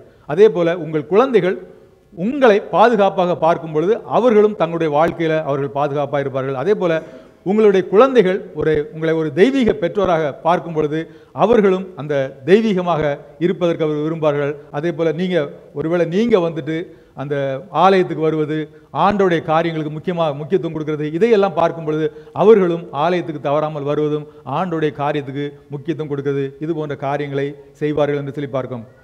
ஒருவேளை உங்களுடைய வாழ்க்கையில் நீங்கள் வந்துட்டு பிள்ளைகளுக்கு முன்மாதிரியாக இல்லாமல், இல்லைன்னா நீங்கள் வந்துட்டு மகிழ்ச்சியாக இல்லாமல் உங்களுடைய உறவில் உங்களுடைய இல்லற வாழ்க்கையில் ஏதாவது பிரச்சனைகள், ஒரு சிக்கல்கள், குழப்பங்கள் இருக்கும் என்று சொல்லி சொன்னால் அதாவது உங்கள் குழந்தைகள் அவர்கள் பாதுகாப்பற்றவர்களாய் இருப்பார்கள் சொல்லி பார்க்கும். அதாவது நீங்கள் ஒரு குடும்பமாக ஒரு பெற்றோர் நீங்கள் வந்துட்டு பாதுகாப்பாக இருக்கிறது நிமித்தம் பாதுகாப்பாக இருக்கிறதுல இருந்து தான் உங்களுடைய குழந்தைகளுடைய பாதுகாப்பு வருகிறது என்பதை நீங்கள் புரிந்து கொள்ள வேண்டும். அதாவது பாருங்கள் பிரியமான, அதாவது வந்துட்டு உங்களுடைய பிள்ளைகளுக்கு வந்துட்டு நீங்கள் எப்போவுமே வந்துட்டு பாதுகாப்பாக இருக்க முடியாது. ஆனால் நீங்கள் பாருங்கள், ஆண்டவர் மூலமாய் உங்களுடைய இல்லற வாழ்க்கையை நீங்கள் ஒரு பாதுகாப்பான ஒரு நல்ல ஒரு இல்லற வாழ்க்கையை நீங்கள் மேற்கொள்ளும் பொழுது அது நிமித்தமாய் உங்களுடைய பிள்ளைகள் அப்படியே வருங்காலத்தில் அவர்கள் பாதுகாப்பாய் ஆண்டவருக்கு சாட்சியாக இருக்க முடியும் என்று சொல்லி பார்க்கிறோம். ஆமென், ஹல்லேலூயா. ஒருவேளை நாம் எவ்வளோ தான் பிரயாசப்பட்டாலும் சரி, நம்முடைய பிள்ளைகளை வந்துட்டு நம்ம ஒரு பாதுகாப்பாக நம்ம விரும்புகிற பிரகாரமாக அவர்களை நம்ம வழிநடத்த முடியாது. ஆனால் நாம் வந்துட்டு ஆண்டோடைய வார்த்தைக்கு கீழ்ப்படிந்து அதன் பிரகாரமாக நாம் நம்முடைய ஒரு நல்ல ஒரு பாதுகாப்பான ஒரு வாழ்க்கையை நம்ம அமைக்கும் பொழுது நம்முடைய பிள்ளைகளும் அதே போல் ஒரு பாதுகாப்பாய் இருப்பார்கள் என்பதை பார்க்கிறோம். ஆனப்படினால எப்போவுமே பார்த்தீங்கன்னா கடவுள் குழந்தைகளுக்கு முன்பாக வருகிறார். அது மாத்திரமல்லாதபடிக்கு திருமணம், உங்களுடைய வாழ்க்கை துணை குழந்தைகளுக்கு முன்பாக வருகிறார்கள். அதாவது மூன்றாவது தான் பிள்ளைகள்னு சொல்லி பார்க்கணும். அதாவது பாருங்கள் பிரியமாக, நம்முடைய பிள்ளைகள் வந்துட்டு எப்போவுமே வந்து அவங்க வந்துட்டு விலை மதிப்பற்றவர்கள் தான். ஆனால் ஆண்டவருக்கும் உங்களுடைய துணைக்கும், உங்களுடைய வாழ்க்கை துணைக்கு பிறகு தான் வந்துட்டு அவர்கள் வந்துட்டு உங்களிடத்திலிருந்து எதையும் பெற்றுக்கொள்வதற்கு அவங்க தகுதி உள்ளவர்களாக இருக்கிறார்கள் என்பதை நம்ம புரிந்து கொள்ள வேண்டும். அது மாத்திரமல்ல, நீங்கள் பார்த்தீங்கன்னா நம்முடைய குழந்தைகள் வந்துட்டு எப்போவுமே வந்துட்டு அவங்க வந்துட்டு ஒரு தற்காலிகமானவர்கள். நம்முடைய வாழ்க்கையில் அவங்க வந்துட்டு ஒரு குறிப்பிட்ட ஒரு காலம் வரைக்கும் தான் அவங்க நம்மோடு கூட இருப்பாங்க. குறிப்பாக நீங்கள் பார்த்தீங்கன்னா நம்முடைய பிள்ளைகள் வந்து ஒருவேளை 18 வருஷமோ இல்லை 24 வருஷமோ அவங்க தான் வந்து அவ்வளோதான் நம்மோடு கூட இருப்பார்கள். ஸோ அப்படி அவங்க இருக்கும்போது நாம் நம்முடைய அந்த திருமண பந்தத்தில் அதில் நம்ம வந்துட்டு நம்ம அதை நேர்த்தியாக இருக்கும்பொழுது இருக்கும்பொழுது வந்துட்டு நம்முடைய பிள்ளைகளும் அதை பார்த்து அநேக காரியங்களை அவர்கள் கற்றுக்கொள்ள முடியும்னு சொல்லி பார்க்கிறோம். ஒரு நம்முடைய இல்லற வாழ்க்கையை நம்ம சில நேரங்களில் சரியாக நம்ம செய்யாதபடிக்கு கணவன் மனைவிக்குள்ள ஏதாவது பிரச்சனைகள் அப்படி இருக்கும் பொழுது நம்முடைய பிள்ளைகளுடைய வாழ்க்கையில் அந்த வெற்றியை நம்ம பார்க்க முடியாதுன்னு சொல்லி பார்க்கிறோம். ஆமென், ஹல்லேலூயா. அதாவது பாருங்கள், நம்முடைய வாழ்க்கையில் முதல்ல நம்முடைய இல்லற வாழ்க்கையில் ஒரு வெற்றியை நம்ம பார்க்க முடியவில்லை என்றால் நிச்சயமாகவே நம்முடைய பிள்ளைகளுடைய வாழ்க்கையிலும் வந்துட்டு அந்த பிள்ளைகள் நிச்சயமாக வெற்றி பெற முடியாது என்பதை நாம் புரிந்து கொள்ள வேண்டும் சொல்லி பார்க்கும். அவர்களுக்கு ஒரு நல்ல ஒரு வெற்றிகரமான ஒரு வாழ்க்கையை நம்ம கொடுக்க வேண்டும் என்று சொல்லி சொன்னால் ஒரு பெற்றோராக, ஒரு கணவன் மனைவியாக நாம் வந்துட்டு நம்முடைய பிள்ளைகளுக்கு நம்முடைய ஒரு நல்ல ஒரு உறவை, நல்ல ஒரு இல்லற வாழ்க்கையை நாம் அவர்களுக்கு காண்பித்து கொடுக்க வேண்டும் என்று சொல்லி பார்க்கிறோம். ஆமென், ஹல்லேலூயா, ஹல்லேலூயா. சரி, கடைசியாக நம்முடைய குழந்தைகளை எப்படி நாம் வளர்க்க வேண்டும் என்று சொல்லி ஒரு சில ஆலோசனை மாத்திரம் சொல்லி நம்ம இந்த செய்தியை நம்ம நிறைவு செய்யலாம். நீங்கள் பார்த்தீங்கன்னா முதலாவது வந்துட்டு நம்முடைய குழந்தைகளை வந்து நம்ம வந்துட்டு எப்போவுமே வந்துட்டு ஆண்டவருக்கு என்று சொல்லி நாம் வளர்க்க வேண்டும். நம்முடைய பிள்ளைகளை கர்த்தருக்குள்ளாய் நம்ம வளர்க்க வேண்டும் என்று சொல்லி பார்க்கோம். அதாவது நம்முடைய பிள்ளைகள் கர்த்தருக்குள்ளாய் அவர்கள் வளர்வதற்கு நாம் நம்முடைய பிள்ளைகளுக்கு நாம் உதவி செய்ய வேண்டும் என்று சொல்லி பார்க்கணும். குறிப்பாக நம்முடைய பிள்ளைகளை நாம் நேசிக்க வேண்டும். குழந்தைகளுக்காக அவங்களுடைய எதிர்கால பாதுகாப்புக்காக நாம் நம்முடைய பொருட்களை நாம் சேமித்து வைக்க வேண்டும் என்று சொல்லி பார்க்கிறோம். அது மாத்திரமல்ல, உங்களுடைய வீட்டை வந்து உங்களுடைய குழந்தைகளுக்கு ஒரு பாதுகாப்பான ஒரு சூழலை நீங்கள் அமைத்து கொடுக்க வேண்டும். உங்களுடைய வீட்டை வந்து நீங்கள் ஒரு போர்க்களமாக மாற்றுவீர்கள் என்று சொல்லி சொன்னால் நிச்சயமாகவே வர்ற நாட்களில் உங்களுடைய பிள்ளைகள் அவர்கள் ஒரு பாதுகாப்பாக இருக்க மாட்டார்கள்னு சொல்லி பார்க்கணும். நீங்கள் அந்த எகிப்தில் பார்த்தீங்கன்னு சொன்னால் அந்த பார்வோனுடைய அந்த நாட்கள் நீங்கள் பார்க்கும்போது அங்கே இஸ்ரேல் ஜனங்களில் எல்லாருடைய ஆண் பிள்ளைகள் எல்லாம் வந்து அவங்க எல்லாரையும் கொலை செய்ய வேண்டும் என்று சொல்லி சொன்ன பொழுது, அப்படியா இல்லை என்றால் நைல் நதியில் வீசப்பட வேண்டும் என்று சொல்லி அன்றைக்கு சொன்ன பார்வோன் ஒரு ஆணை கொடுத்த பொழுது அன்றைக்கு ஆண் குழந்தைகள் வந்து ஆண் குழந்தைகளுக்கு தடையாக ஒரு சட்டம் இருந்தது. அது நிமித்தமாக இஸ்ரவேலருக்கு வந்து பார்த்தீங்கன்னா ஆண் பிள்ளைகளை குறித்து எந்த விதமான ஒரு நம்பிக்கையும் இல்லாத இருந்தது. அதனால தான் வந்து பார்த்தீங்கன்னா அந்த மோசே வந்துட்டு என்ன பண்ணாங்க, அவங்க குடும்பத்தில் 3 மாதம் அவனை எப்படியாக அந்த அரசாங்கத்துக்கு அவங்க மறைத்து வைத்திருந்தார்கள். இறுதியாக பார்த்தீங்கன்னா அந்த குழந்தை வந்துட்டு அதை பிழைத்து கொண்டன்னு சொல்லி பார்க்கும். அதாவது பாருங்கள் பெற்றோர்களை, அதாவது பாருங்கள், நம்ம வந்து ஒருவேளை நம்முடைய உலகம் வந்துட்டு அது வந்து ஒருவேளை சீர்கெட்ட உலகமாக இருக்கலாம், ஒருவேளை பிசாசானவன் நம்முடைய பிள்ளைகளை அவன் தேடிக்கொண்டிருக்கலாம். ஆனால் நீங்கள் வந்துட்டு ஒரு தெய்வீக குடும்பமாக நீங்கள் இருப்பீர்கள் என்று சொல்லி சொன்னால் நிச்சயமாகவே நம்முடைய குழந்தைகளும் ஒரு தெய்வீக குழந்தையாக வளரும் என்பதில் எந்த விதமான சந்தேகம் இல்லை. ஆமென். ஹல்லேலூயா, ஹல்லேலூயா. சரி, அதாவது பாருங்க, ஆண்டவர் உங்களுக்குள்ளாய் உங்களுடைய குடும்பத்தில் இருக்கும் பொழுது பிசாசனுடைய எந்த தந்திரங்களில் இருந்தும் உங்களுடைய பிள்ளைகளை நீங்கள் பாதுகாத்துக் கொள்ள முடியும் என்பதில் எந்த விதமான சந்தேகம் இல்லை. ஆமென். ஹல்லேலூயா. சரி, 2வது காரியம் என்னன்னு சொல்லி பார்த்தீங்கன்னா, 2வது காரியம் நீங்கள் பார்த்தீங்கன்னா, உங்கள் குழந்தைகளை நீங்கள் எரிச்சல் ஊட்டக்கூடாது. நம்முடைய குழந்தைகள் வந்து அதாவது do not exasperate or embiter your children. do not exasperate. அதாவது எக்ஸாஸ்பிரேட் அப்படின்னு சொல்லும்போது உங்களுடைய குழந்தைகளை எப்பவும் பார்த்தா அடிக்கடி நம்ம வந்து அவங்கள தொந்தரப்படுது, எப்பவும் பார்த்தாலும் நோயின்னு ஏதாவது சொல்லிட்டு இருக்குது, அவங்கள ரொம்ப தொந்தரப்படுதுன்னு சொல்லி பார்க்கோம். எம்பைட்டர் அப்படின்னு சொல்லி சொன்னால் உங்களுடைய குழந்தைகளுடைய வாழ்க்கையை வந்துட்டு ஒரு கசப்பாக்குறது, ஏதாவது ஒரு காரியத்தை சொல்லி பிள்ளைகளுடைய வாழ்க்கையை நம்ம கசப்பாக்குறதுன்னு சொல்லி பார்க்குறோம். ஒரு சம்பவத்தை நான் சொல்ல விரும்புகிறேன். ஒரு டாம் என்கிற ஒரு 12 வயது சிறுவன், ஒரு பெற்றோருக்கு ஒரு 12 வயது சிறுவன் ஒருவன் இருந்தான். அவன் அப்படியாக ஸ்கூலில் படிக்கிற நாட்களில் அந்த ஸ்கவுட்டில் அந்த நம்ம கேள்விப்பட்டிருப்பீங்க நீங்கள், அந்த ஸ்கவுட்டில் வந்துட்டு அவங்க கற்றுக்கொண்டு அநேக காரியங்களை கற்றுக்கொண்டு அப்படி அந்த ஸ்கவுட் முகாம்னு சொல்லி போடுவாங்க. அதை எல்லாம் கற்றுக்கொண்டதுக்கப்புறம் அந்த முகாம் போடும்பொழுது அந்த முகாமுக்கு என்று சொல்லி அவங்க ஏற்பாடு செய்திருந்த பொழுது அவன் அந்த வந்து தன்னுடைய பெற்றோரிடத்தில் வந்து சொன்னால் அந்த மாதிரி முகாம் இருக்கிறது, நீங்கள் அதுக்கு வர வேண்டும் என்று சொல்லி சொன்னப்போ பெற்றோரும் வந்துட்டு அதுக்கு சம்மதம் தெரிவித்தார்கள். அதனால் அவனுக்கு ஒரு மிகுந்த மகிழ்ச்சி. குறிப்பிட்ட அந்த நாள் வந்தபொழுது அவன் என்ன பண்ணுறான், அன்றைக்கு காலையிலே வந்துட்டு அந்த மாலையில் வந்துட்டு 5 மணிக்கு அந்த ஸ்கவுட் கேம்புக்கு போகணும். அப்போ வந்துட்டு அவன் எல்லா காரியங்களும் அந்த ஸ்கவுட்டுக்கு உண்டான எல்லா காரியங்களும் ஆயத்தம் செய்து கொண்டு அப்படியாக அவன் தன்னுடைய தகப்பனாருடைய வருகைக்காக, வேலைக்கு சென்றிருந்த தகப்பனாருடைய வருகைக்காக அவன் காத்து கொண்டிருந்தான். 5 மணிக்கு அவங்களுடைய ஃப்ரெண்ட்ஸ் கூட அந்த ஸ்கவுட்டில் வந்துட்டு அவன் அந்த ஈடுபட வேண்டும். ஆனால் பார்த்தீங்கன்னு சொன்னால் அன்றைக்கு அவனுடைய தகப்பனார் வந்துட்டு 7 மணி ஆகியும் வரவில்லை. 7 மணிக்கு அப்புறமா அந்த தகப்பனார் வந்தார். வந்த உடனே அது மகனிடத்தில் சொன்னார், இந்த மாதிரி வேலை நிமித்தமாக என்னால் சரியான நேரத்துக்கு வர முடியவில்லை, ஆனால் அப்படின்னால எப்படி நாளை காலையில் நமக்கு அந்த கேம்ப் முகாம் உண்டு இல்லைவா, நம்ம நாளைக்கு காலையில் போய்விடலாம் என்று சொல்லி அவனை சொல்லிவிட்டு அவர் படுக்கைக்கு போய்விட்டார். ஸோ உடனே அந்த பையனுக்கு வந்து ஒரு விதத்தில் வருத்தம் இருந்தாலும் கூட எப்படி நம்ம நாளை காலையில் நம்ம போய்விடுவோம் என்று சொல்லி அப்படியே அடுத்த நாள் காலை வந்த உடனே அதிகாலையில் எழுந்து அவனுடைய எல்லா திங்ஸ்லாம் எடுத்து அந்த தகப்பனாருடைய அந்த காரில் அப்படியே வைத்து விட்டு அவன் தகப்பனார் எழுந்திருக்கும்படிக்க அவன் ஆயத்தமாக அதுக்காக காத்து கொண்டிருந்த வேளையில் ஒரு 7 மணிக்கு வர வேண்டிய தகப்பனார் வந்துட்டு அப்படியே அன்றைக்கும் வந்து பார்த்தீங்கன்னா அடுத்த நாள் காலையில் 9 மணிக்கு தான் அவர் எழுந்து வருகிறார். 9 மணிக்கு வந்து எழுந்து சொல்கிறா, நான் வந்துட்டு மிகவும் சோர்வாக இருக்கிறேன், நீ வந்துட்டு நல்ல பெரிய பையனாக இருக்கிறாய், என்னுடைய காரியங்களை நீ அறிந்து கொள்வாய், புரிந்து கொள்வாய் என்று சொல்லி அப்படினால இன்றைக்கு நம்ம போக முடியாது, அடுத்த ஸ்கவுட் கேம்ப் வரும்போது நாங்கள் கண்டிப்பாக வருகிறோம்னு சொன்னது அந்த பையனுக்கு வந்துட்டு பார்த்தீங்கன்னா அது மிகவும் ஒரு ஏமாற்றத்தை கொடுத்தது என்று சொல்லி பார்க்குறோம். அதாவது பாருங்கள், எப்போவுமே வந்துட்டு அதாவது எப்போவுமே பார்த்தீங்கன்னு சொன்னால் நம்முடைய பெற்றோர்களாய் வந்துட்டு நம்முடைய பிள்ளைகளை வந்துட்டு எப்போவுமே எரிச்சல் மூட்டக்கூடாது. அது மாத்திரமல்ல, அவங்களுடைய விருப்பத்தை நம்ம நிறைவேற்றுவதற்கு நாம் வந்துட்டு அவங்க உடன்பட வேண்டும் என்று சொல்லி பார்க்குறோம்.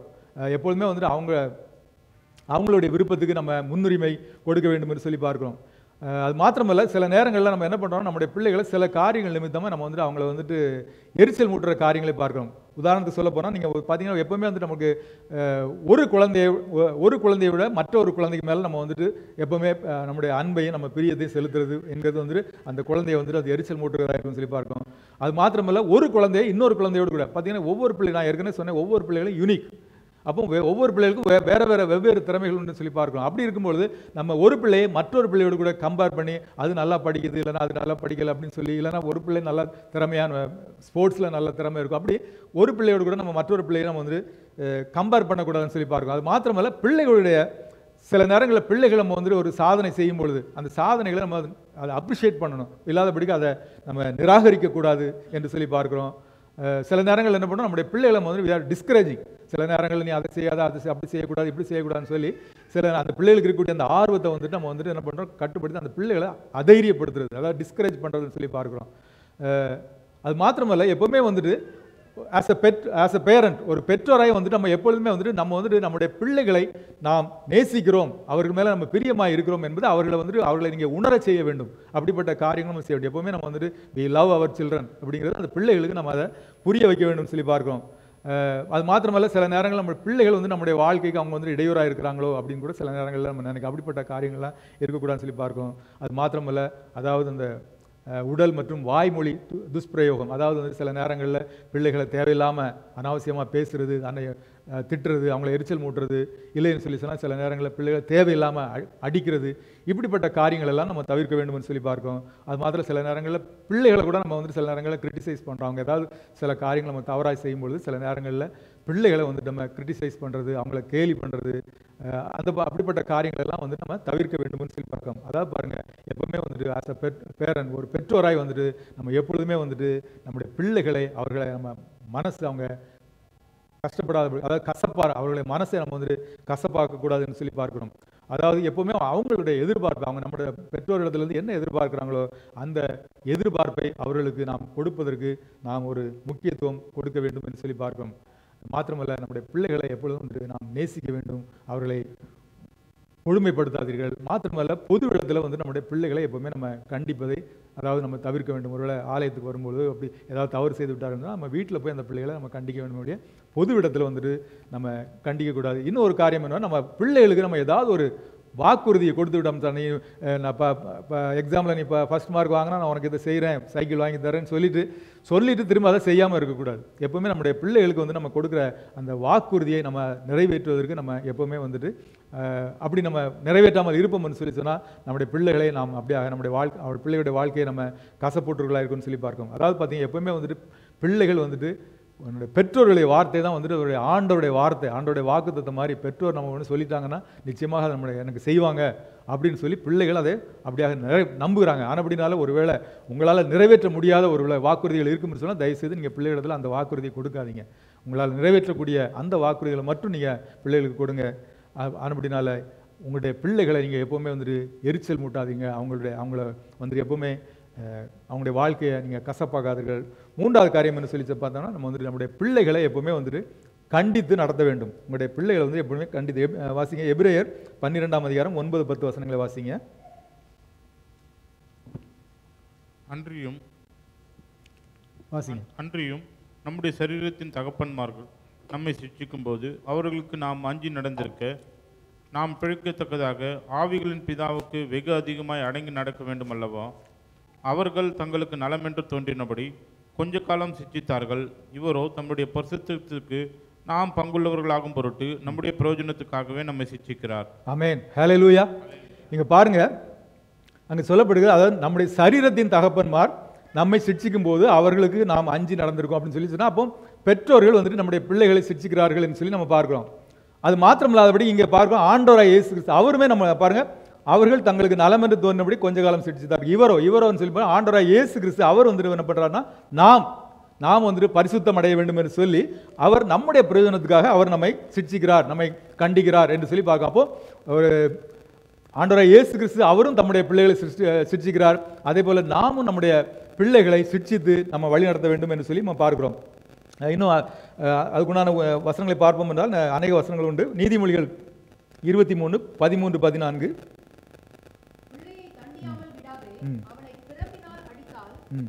அவன் சாகான். நீ பிரம்பினால் அவனை அடிக்கிறதினால் பாதாளத்துக்கு அவன் ஆத்துமாவை தப்புவிப்பாயே. ஆமென். ஹல்லேலூயா. பாருங்க, ஒரு நம்முடைய பிள்ளையை ஒருவேளை ஒரு ஜஸ்ட் ஒரு ஒரு ஒரு கம்புனால நம்ம அடிக்கிறதுனால வந்து அந்த பிள்ளை வந்து செத்து போகிறதில்ல. ஆனால் அதே நேரத்தில் அந்த பிள்ளையை நீங்கள் வந்து அடிக்காமல் விட்டுருவோம் அப்படின்னு சொல்லி சொன்னால் அந்த பிள்ளையனுடைய வந்துட்டு அது பாதாளத்தை அதனுடைய ஆத்மா வந்துட்டு அது பாதாளத்துக்கு நேராக போகும் என்று சொல்லி பார்க்கும். ஆமென். ஹல்லேலூயா. ஒருவேளை நம்முடைய பிள்ளையுடைய வாழ்க்கை அவங்க வந்துட்டு அப்படியே நரகத்துக்குள்ள செல்லாதபடிக்கு சில நேரங்களில் பிள்ளைகளை சிட்சித்து வளர்ப்பது என்பது மிகவும் அவசியம் என்று சொல்லி பார்க்கிறோம். நீதிமொழிகள் 13:24 பாருங்க. பிரம்பை கையாடாதவன் தன் மகனை பகைக்கிறான், அவன் மேல் அன்பாய் இருக்கிறவனோ அவனை ஏற்கனவே தண்டித்திருக்கிறான். அதாவது பிரம்பை கையாடவில்லை என்று சொல்லி சொன்னா தன்னுடைய மகனை பகைக்கிறான் என்று சொல்லி சொல்லப்படுகிறது. அதே நேரத்தில் ஒருவேளை தன்னுடைய பிள்ளையை கண்டிக்கிறவன் வந்துட்டு அவன் வந்துட்டு அந்த பிள்ளை மேல அன்பா, எந்த ஒரு பெற்றோர் வந்துட்டு பிள்ளைகள் மேல அன்பா இருக்கிறார்களோ அவங்க தான் வந்துட்டு அந்த பிள்ளைகளை கண்டிப்பார்கள், அவர்களை சிட்சித்து வழி நடத்துவார்கள் சொல்லி பார்க்கும்.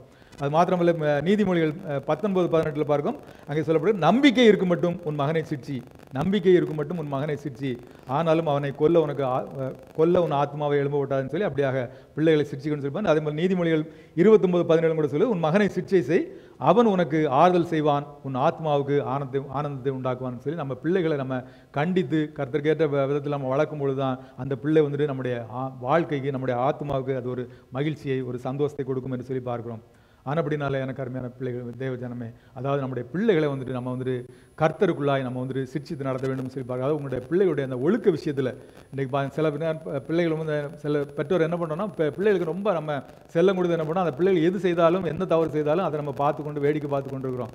அதுக்கு நாளடைவில் பார்த்தீங்கன்னா அது வந்துட்டு பெரிய பெரிய தவறுகளெல்லாம் செய்கிற காரியங்களை நம்ம பார்க்கணும். ஆனால் அப்படினால சிறு பிராயத்தில் நம்முடைய பிள்ளைகளை நாம் வந்துட்டு கண்டித்து சிட்சித்து ஆண்டவருக்கு ஏற்ற ஆண்டவருக்கு ஏற்ற விதமாய் நாம் அந்த பிள்ளைகளை வளர்க்க வேண்டும் என்று சொல்லி பார்க்கிறோம். ஆமென். ஹல்லேலூயா. அடுத்து பார்த்தீங்கன்னு சொன்னால் நம்முடைய பிள்ளைகளுக்காக நம்ம ஜெபிக்க வேண்டும், உங்களுடைய குழந்தைகளுக்காக நீங்கள் ஜெபிக்க வேண்டும் சொல்லி பார்க்கணும். அதாவது எத்தனை பேர் வந்துட்டு உங்களுடைய பிள்ளைகளுக்காக நீங்கள் ஜெபிக்கிறீங்க? ஆமென். ஹல்லேலூயா. நிச்சயமாகவே நம்ம எல்லாருமே வந்துட்டு நம்முடைய பிள்ளைகளுக்காக நம்ம ஜெபிக்கிறோம் என்பதில் எந்த விதமான ஒரு சந்தேகம் கிடையாது. ஆனால் பாருங்கள், நம்முடைய பிள்ளைகள் வந்துட்டு ஆண்டவராகிய இயேசு கிறிஸ்து அவருடைய சாயலை பெறும் வரைக்கும் அந்த ஒரு இயேசு கிறிஸ்துனுடைய அந்த ஒரு சாயலை பெறுகிற வரைக்கும் நாம் வந்துட்டு அவர்களுக்காக அவருடைய அந்த அன்பிற்காக அந்த நேர்மைக்காக ஒரு தூய்மையான ஒரு வாழ்க்கை, ஒரு பரிசுத்த வாழ்க்கைக்காக நம்ம என்ன பண்ணணும், நம்முடைய பிள்ளைகள் கர்த்தருக்குள்ளாய் வளர வேண்டும் என்று சொல்லி அதை பெற்றுக்கொள்கிற வரைக்கும் நாம் நம்முடைய பிள்ளைகளுக்காக நம்ம ஜெபிக்க வேண்டும் என்று சொல்லி பார்க்கணும். உதாரணத்துக்கு எடுத்தீங்கன்னா நம்ம தாவீது வந்துட்டு அவனுடைய மகன் சாலமோனுக்காக ஜெபித்ததை நம்ம 1 நாளாகமம் 29 அந்த 18-19 பார்க்க முடியும். 1 நாளாகமும் 29-18-19 பாருங்க. அங்கே என்னும் எங்கள் பிதாக்களின் தேவனாகிய கர்த்தாவே, உமது ஜனத்தின் இருதயத்தில் உண்டான இந்த சிந்தனையை நினைவையும் என்றென்றைக்கும் காத்து அவர்கள் இருதயத்தை உமக்கு நேராக்கி அருளும்.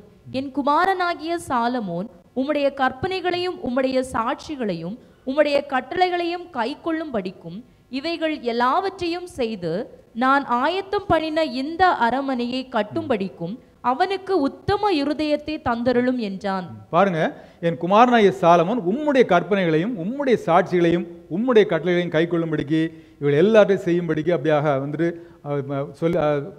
அவனுக்கு வந்து அந்த உத்தம இருதயத்தை கொடுத்துருளும் என்று சொல்லி அந்த தாவீது வந்து அப்படியாக சாலமோன் தன்னுடைய மகனுக்காக ஜெபிக்கிற காரியத்தை பார்க்க. அதே போல் நாமும் கூட நம்முடைய பிள்ளைகள் வந்துட்டு கர்த்தருக்குள்ளாய் உண்மையும் உத்தமாய் வளர்வதற்கு வேண்டிய எல்லா ஞானத்தையும் கிருபையும் ஆண்டவர் கொடுக்கணும்னு சொல்லி நம்முடைய பிள்ளைகளுக்காக நம்ம ஜெபிக்க வேண்டியது நம்ம விழுந்த கடமையாக இருக்குன்னு சொல்லி பார்க்கிறோம்.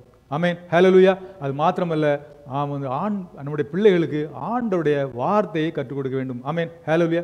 சிறு பிராயத்தில் தானே அந்த பிள்ளைகள் கர்த்தருடைய வார்த்தையை அறிகிற அறிவில் நாளுக்கு நாள் விருத்தி அடையும்படிக்கு சிறு பிராயத்திலே கர்த்தருடைய வார்த்தையை நம்ம சொல்லிக் கொடுக்கணும். நீங்கள் உபாகமம் 6ஆம் அதிகாரம் 6-7 வசனங்களை பாருங்க. அங்கே உபாகமம் 6-7. இன்று நான் உனக்கு கட்டளையிடுகிற இந்த வார்த்தைகள் உன் இருதயத்தில் இருக்க கடவது, நீ அவைகளை உன் பிள்ளைகளுக்கு கருத்தாய் போதித்து, நீ உன் வீட்டில் உட்கார்ந்திருக்கிற போதும் வழியில் நடக்கிற போதும் படுத்து கொள்ளுகிற போதும் எழுந்திருக்கிற போதும் அவைகளை குறித்து பேசி பாருங்க, நம்முடைய பிள்ளைகளுக்கு வந்துட்டு ஆண்டோடைய வார்த்தையை நம்ம கருத்தாய் போதித்து எல்லா நேரத்தில் எல்லா சூழ்நிலை ஒரு பிள்ளை நம்முடைய வீட்டில் இருக்கும்போதாலும் சரி, ஸ்கூலுக்கு போகும்போதாலும் சரி, அந்த காரியங்கள் ஆண்டோடைய வார்த்தையை, ஆண்டோடைய கட்டளைகளை, கற்பனைகளை பிள்ளைகளுக்கு சொல்லி அவங்களுக்கு ஞாபகப்படுத்தி அந்த பிள்ளைகள் எப்பொழுதும் வந்துட்டு ஆண்டோடைய காரியத்தில் கருத்தாக இருக்கும்படிக்கு நாம் நம்முடைய பிள்ளைகளுக்கு ஆண்டோடைய வார்த்தையை நம்ம போதித்து வழிநடத்தணும்னு சொல்லி பார்க்கிறோம். 2 தீமோத்தேயு 1:5 பார்க்கும்போது அங்கே பார்க்கிறோம். 2 தீமோத்தேயு 1:5 அந்த விசுவாசம் முந்தி உன் பாட்டியாகிய லோவிசாளுக்குள்ளும் உன் தாயாகிய ஐனியேக்கியாளுக்குள்ளும் நிலைத்திருந்தது, அது உனக்குள்ளும் நிலைத்திருக்கிறது என்று நிச்சயித்திருக்கிறேன். பாருங்க, இந்த தீமோத்தேயுடைய வாழ்க்கையில் அங்க பார்க்கும்போது அங்க அவனுடைய பாட்டி வந்துட்டு அவங்களுடைய தாயாருக்கு சொன்னது. பின் அந்த தாயார் வந்துட்டு தீமோத்தேயு அப்படியாக ஜெனரேஷன் வைஸ் வந்துட்டு அவங்க வந்துட்டு அந்த ஆண்டோடைய வார்த்தையை ஒருவருக்கொருவர் அவங்களுக்கு சொல்லி கற்றுக் கொடுத்தார்கள் என்று சொல்லி பார்க்கிறோம். ஆனால் அப்படினால பாருங்க, எனக்கு அருமையான தேவஜானமே, அதாவது நம்முடைய பிள்ளைகளை வந்துட்டு ஆண்டவரை பற்றும் அந்த விசுவாசத்திலையும் ஆண்டோடைய கற்பனைகளை கீழ்ப்படுதலையும் அதை கைக்கொள்வதையும் நம்முடைய பிள்ளைகளை நாம் வளர்க்க வேண்டும் என்று சொல்லி பார்க்கிறோம். ஆமென், ஹல்லேலூயா. அடுத்தபடியாக பார்த்தீங்கன்னா பெற்றோர்கள், நம்ம எப்போவுமே நாம் வந்துட்டு நம்முடைய பிள்ளைகளுக்கு வந்துட்டு முன்மாதிரியாக இருக்க வேண்டும் சொல்லி பார்க்கிறோம். அதாவது நாம் வந்துட்டு நம்முடைய பிள்ளைகளுக்கு வந்துட்டு நாம் ஒரு எடுத்துக்காட்டாக இருக்க வேண்டும் சொல்லி பார்க்கிறோம். அதாவது ஒரு பெற்றோராய் நம்ம வந்துட்டு பிள்ளைகளுக்கு முன்பாக நாம் எப்படி நடந்து கொள்கிறோம் என்பதை நம்ம பார்க்கணும். அதாவது நம்முடைய பிள்ளைகள் வந்துட்டு எப்பவும் பார்த்தீங்கன்னா எப்பவுமே வந்துட்டு அவங்க நாம் எப்படி எந்த சூழ்நிலையில் நாம் இருக்கிறோம், எப்படி நம்ம நடக்கிறோம்னு சொல்லி பார்த்து நம்மை பார்த்து தான் அவங்க வந்துட்டு அநேக காரியங்களை கற்றுக்கொள்கிறான்னு சொல்லி பார்க்கிறோம். அதாவது எப்பவுமே வந்து நம்முடைய பிள்ளைகள் அவர்கள் நம்மை எப்பொழுதுமே பார்த்து கொண்டிருக்கிறார்கள் என்பதை நம்ம அதை புரிந்து கொள்ள வேண்டும். அது மாத்திரமல்ல, எல்லா காரியங்களுமே ஒரு பிள்ளைகள் வந்துட்டு எப்பவுமே எல்லா காரியங்களும் வந்து நம்மிடத்துல தான் கற்றுக்கொள்கிறார்கள் சொல்லி பார்க்கணும். அதாவது நீங்கள் வந்துட்டு ஒரு விசுவாசியாக வந்துட்டு நீங்கள் வந்துட்டு என்ன காரியத்தை செய்கிறீங்க அப்படிங்கிற காரியங்கள் எல்லாம் வந்துட்டு உங்களிடத்துலேருந்து அந்த பிள்ளைகள் கற்றுக்கொள்வார்னு சொல்லி பார்க்க. அது மாத்திரமல்ல, ஒருவேளை நம்முடைய இல்லற வாழ்க்கையில் சில நேரங்களில் நம்முடைய இல்லற வாழ்க்கை எப்படி இருக்கிறது, எப்படிப்பட்ட காரியங்களை நம்ம இருக்கிறோம், மகிழ்ச்சியாக சந்தோஷமாக இருக்கிறோமான்னு சொல்லி பார்த்து அப்படிப்பட்ட காரியங்கள் எல்லாம் வந்துட்டு நம்முடைய பிள்ளைகள் நம்மிடத்திலிருந்து கற்றுக்கொள்ளும். அது மாத்திரமல்ல, நம்முடைய தேவாலயத்துக்கு நம்ம ஆலயத்துக்கு போகும்பொழுது நம்ம எந்த அளவுக்கு நம்ம வந்துட்டு ஒரு முன்னுரிமை கொடுக்குறோம் என்பது இதெல்லாம் பார்த்து இதெல்லாம் தான் நம்முடைய பிள்ளைகளை பார்த்து அவர்கள் அதை கற்றுக்கொண்டுக்கிறாங்க. அப்படியாக ஆலயத்துக்கு முன்னுரிமை கொடுக்கும் பொழுது நம்முடைய பிள்ளைகளும் வருகிற நாட்களில் ஆலயத்துக்கும் ஆண்டோடைய காரியங்களுக்கும் முன்னுரிமை கொடுப்பார்கள்னு சொல்லி பார்க்குறோம்.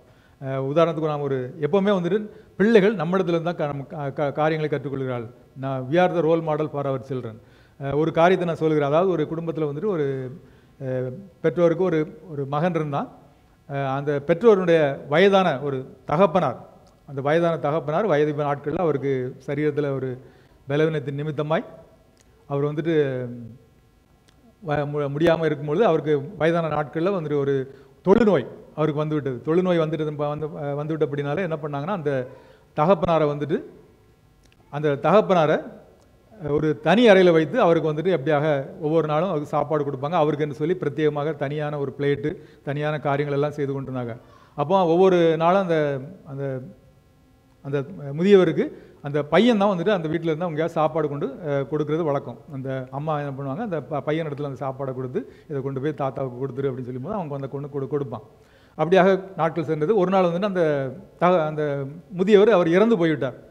அப்போ அந்த முதியவர் இறந்து போன உடனே என்ன பண்ணால், அவருக்கு உண்டான எல்லா உடைமைகளெல்லாம் எடுத்து அப்படியாக அந்த லாஸ்ட்டில் அந்த கஃபின் பாக்ஸ் அந்த சவப்பெட்டிக்குள்ளார எல்லாத்தையும் எடுத்து போடும்போது அந்த பிளேட்டையும் எடுத்து உள்ளார போட்டிருக்கிறாங்க.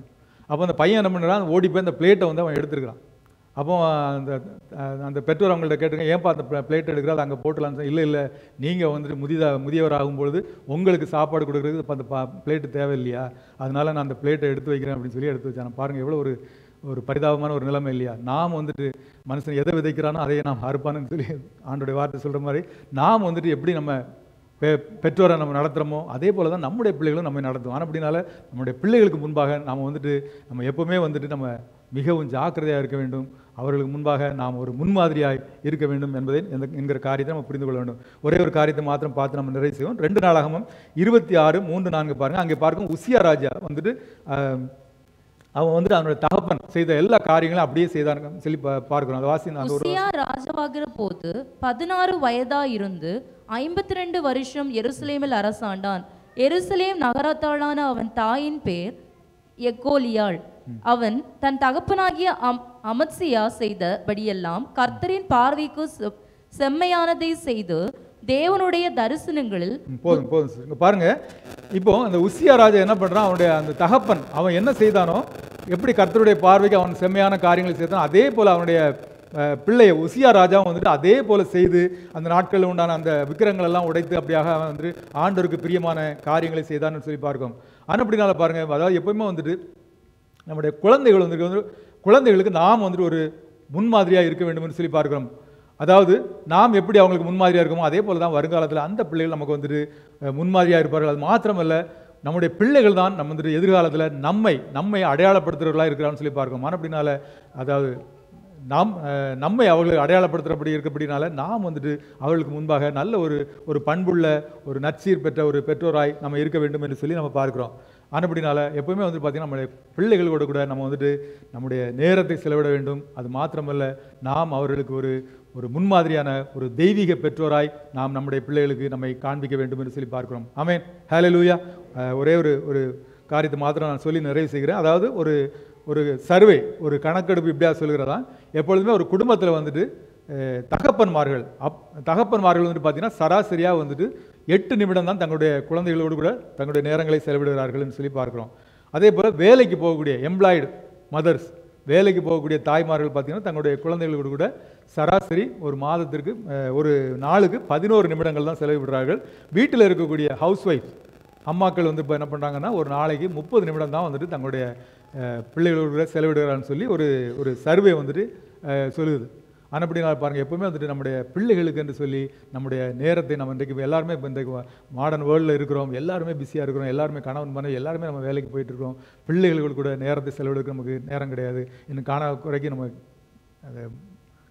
மீடியாக்கள், மொபைல், எல்லாருமே பிள்ளைகள் முதற்கொண்டு பிள்ளைகளுக்கும் பெற்றோர்களுடைய நேரம் செலவெடுக்க நேரம் கிடையாது, பெற்றோருக்கும் பிள்ளைகளுக்கு நேரம் செலவெடுக்க நேரம் கிடையாது. அப்படி நம்ம எல்லாருமே வந்துட்டு பிஸியாக இருக்கிறோம். ஆனால் அப்படினாலே இப்படிப்பட்ட காரியங்களெல்லாம் நம்ம ஆவிக்குரிய பிள்ளைகளாக பெற்றோராய் ஆவிக்குரிய குடும்பத்தில் நாம் வந்துட்டு நம்ம ஒருவருக்கொருவர், கணவன் மனைவி பிள்ளைகள், நாம் ஒருவருக்கொருவர் நாம் வந்துட்டு பேசிக்கொள்வோர், மனம் விட்டு பேசிக்கொள்வதற்கு நாம் வந்துட்டு நம்மளோட நேரங்களை நாம் செலவிட வேண்டும் என்று சொல்லி பார்க்கிறோம். ஆமென், ஹல்லேலூயா. அப்படினால நம்முடைய பிள்ளைகள் வர்ற நாட்களில் அவர்கள் ஆண்டவருக்குள்ளாய் வளர வேண்டும் என்று சொல்லி சொன்னால் நம்ம வந்துட்டு அவர்களோடு கூட நம்முடைய நேரங்களை செலவிட வேண்டும். அப்பொழுதுதான் அவர்கள் நம்மிடத்திலிருந்து அநேக நல்ல காரியங்களை அவர் கற்றுக்கொண்டு, அநேக நற்பண்புகளை கற்றுக்கொண்டு அவர்கள் வந்துட்டு வர்ற நாட்களில் ஒரு நல்ல ஒரு கலாச்சாரம், நல்ல ஒரு சமூக பண்பாடுகளை கற்றுக்கொண்டு அவர்கள் நமக்கு சாட்சிகளாக இருப்பார்கள். ஆமென், ஹல்லேலூயா.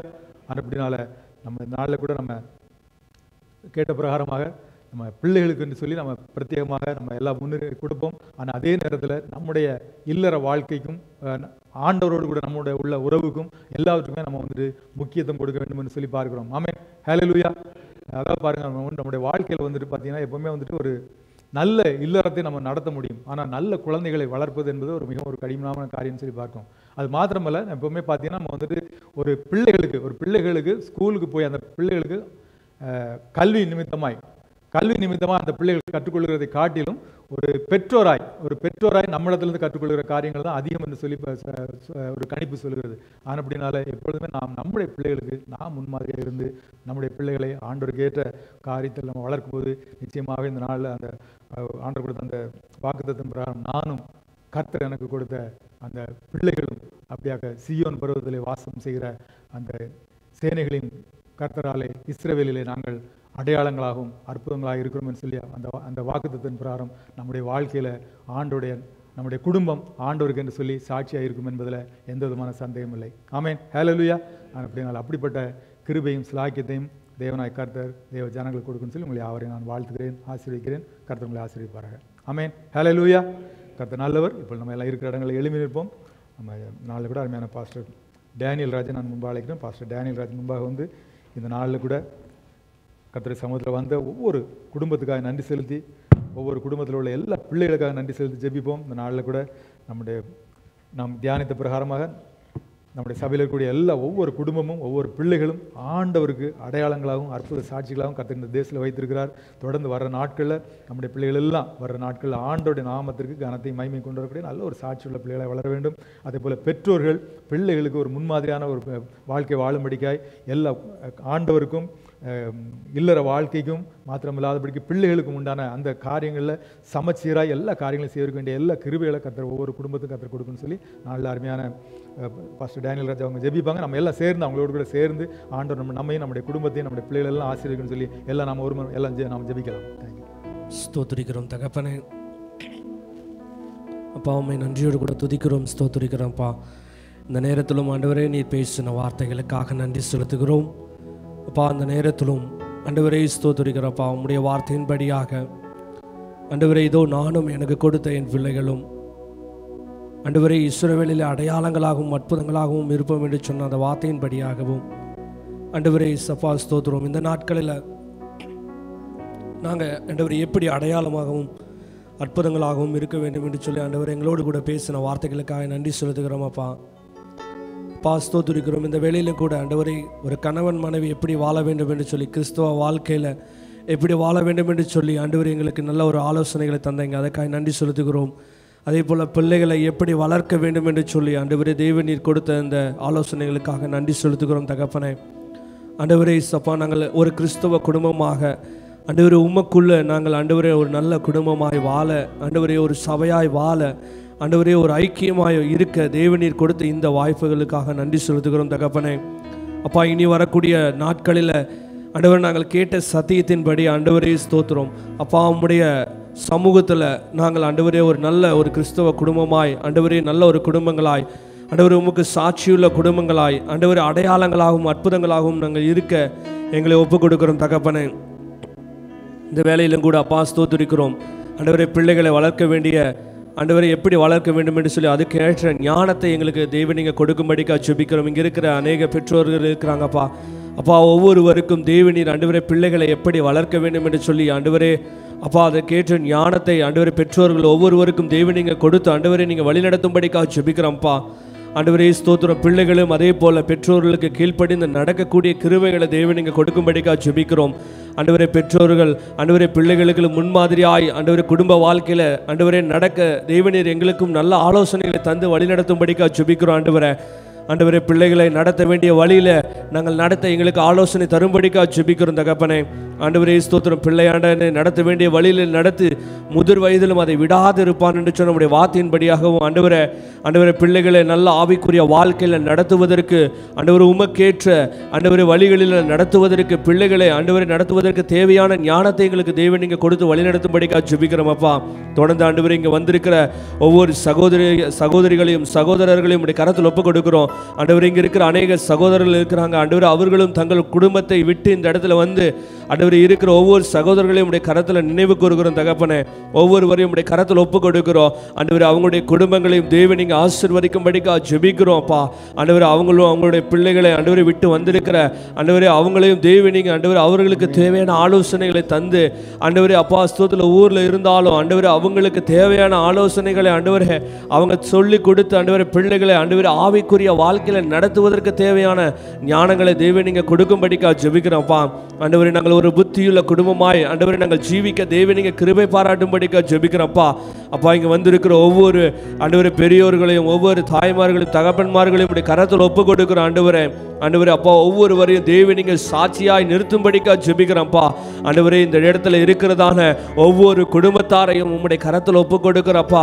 ஒவ்வொரு குடும்பத்தாரையும் இங்கே இருக்கிற ஒவ்வொரு குடும்பமும் ஆண்டவரே ஒருவரும் இல்லை ஆண்டவர் எல்லாரையும் தேவன் நீங்கள் ஆண்டவர் அடையாளங்களாகவும் அற்புதங்களாகவும் இந்த தேசத்தில் நீங்கள் வைக்கும்படிக்காக ஜெபிக்கிறோம் தகப்பனே. அப்பா, தொடர்ந்து ஆண்டவரே உம்முடைய கரத்தில் ஒப்புக் கொடுக்கிறோம் தகப்பனே. அப்பா, எந்த சூழ்நிலையிலும் எங்களுக்குள்ள கோபங்கள் எரிச்சல்கள் ஆண்டவரே வராதபடிக்கு ஆண்டவரே எங்களை ஆண்டவரே அப்பா எங்களுக்குள்ள ஆவிக்குரிய கனிகளை தேவன் நீங்கள் கொடுத்து வழிநடத்தும்படிக்காக ஜெபிக்கிறேன் அப்பா. ஆண்டவரே எங்களுக்குள்ள அன்பு ஆண்டவரே அப்பா ஸ்தோத்திரம் எங்களுக்குள்ள நெருக்கி இருக்க தேவன் நீங்கள் உதவி செய்யும்படிக்காக ஜெபிக்கிறோம். ஆண்டவரே கிறிஸ்துவினுடைய அன்பு எங்களுக்குள்ள இருக்க உதவி செய்யும்படிக்காக ஜெபிக்கிறோம். நாங்கள் பிள்ளைகளை நேசிக்க எங்களுக்கு உதவி செய்யுங்க. பிள்ளைகளோடு கூட நேரத்தை செலவிட எங்களுக்கு உதவி செய்யுங்க. ஆண்டவர் அதே போல உம்முடைய சமூகத்திலையும் நாங்கள் குடும்பமாய் காத்திருந்து ஜெபிக்க ஒரு குடும்ப ஜெபத்தை ஏறெடுக்க தேவனீர் எங்களுக்கு கிருபை பாராட்டும்படிக்காக ஜெபிக்கிறோம்ப்பா. தொடர்ந்து உம்முடைய கரத்தில் ஒப்புக் கொடுக்கிறோம். இங்கே வந்திருக்கிற ஒவ்வொருவரையும் ஆசீர்வதிங்க. சிறு பிள்ளைகளையும் தேவனீர் ஆசீர்வதிங்க அப்பா ஸ்தோத்திரம். ஆண்டவரே ஆண்டவரே கர்த்தருக்கு பயப்படுதலே ஞானத்தின் ஆர்வம் என்று சொன்னது போல கர்த்தருக்கும் ஆண்டவரே பெற்றோருக்கும் பயந்து நடக்கக்கூடிய கிருபைகளையும் கீழ்ப்படிதலையும் பெற்று ஆண்டவரே குழந்தைகளுக்கு தேவன் நீங்க கொடுக்கும்படிக்கா ஜெபிக்கிறோம்ப்பா. தொடர்ந்து உம்முடைய கரத்தில் ஒப்பு கொடுக்கிறோம். நீரே பொறுப்பெடுத்துக் கொள்ளுங்க. எல்லா துதிகனமையும் யாம் ஒருவருக்கே செலுத்துகிறோம். மீட்பர் இயேசுவின் மூலம் நல்ல பிதாவே, ஆமென். ஆமென், ஆமென். என் ஆத்மாவே கர்த்தரை ஸ்தோத்திரி, என் முழு உலகமே அவருடைய பரிசுத்த நாமத்தை ஸ்தோத்திரி. என் ஆத்மாவே கர்த்தரை ஸ்தோத்திரி, கர்த்தர் செய்த சகல உபகாரங்களையும் மறவாதே. ஆமென், ஆமென். நம்முடைய கர்த்தராகிய இயேசு கிறிஸ்துவினுடைய கிருபையும் பிதாவாகிய தேவனுடைய அன்பும் பரிசுத்த ஆவியானுடைய அந்யோன்யம், ஐக்கியம், சிநேகம், பாதுகாவல், வழிநடத்துதல் இன்றும் என்றும் சதா காலங்களிலும் கர்த்தருடைய வருகை மட்டும் நம் அனைவரோடு கூட இருப்பதாக. ஆமென். ஹல்லேலூயா, ஹல்லேலூயா, ஹல்லேலூயா. இயேசு ரத்தம் ஜெயம், இயேசு நாமத்துக்கே ஸ்தோத்திரம். யாவருக்கும் நன்றி. கர்த்தர் உங்களை ஆசீர்வதிப்பாராக. God bless you all. God bless you.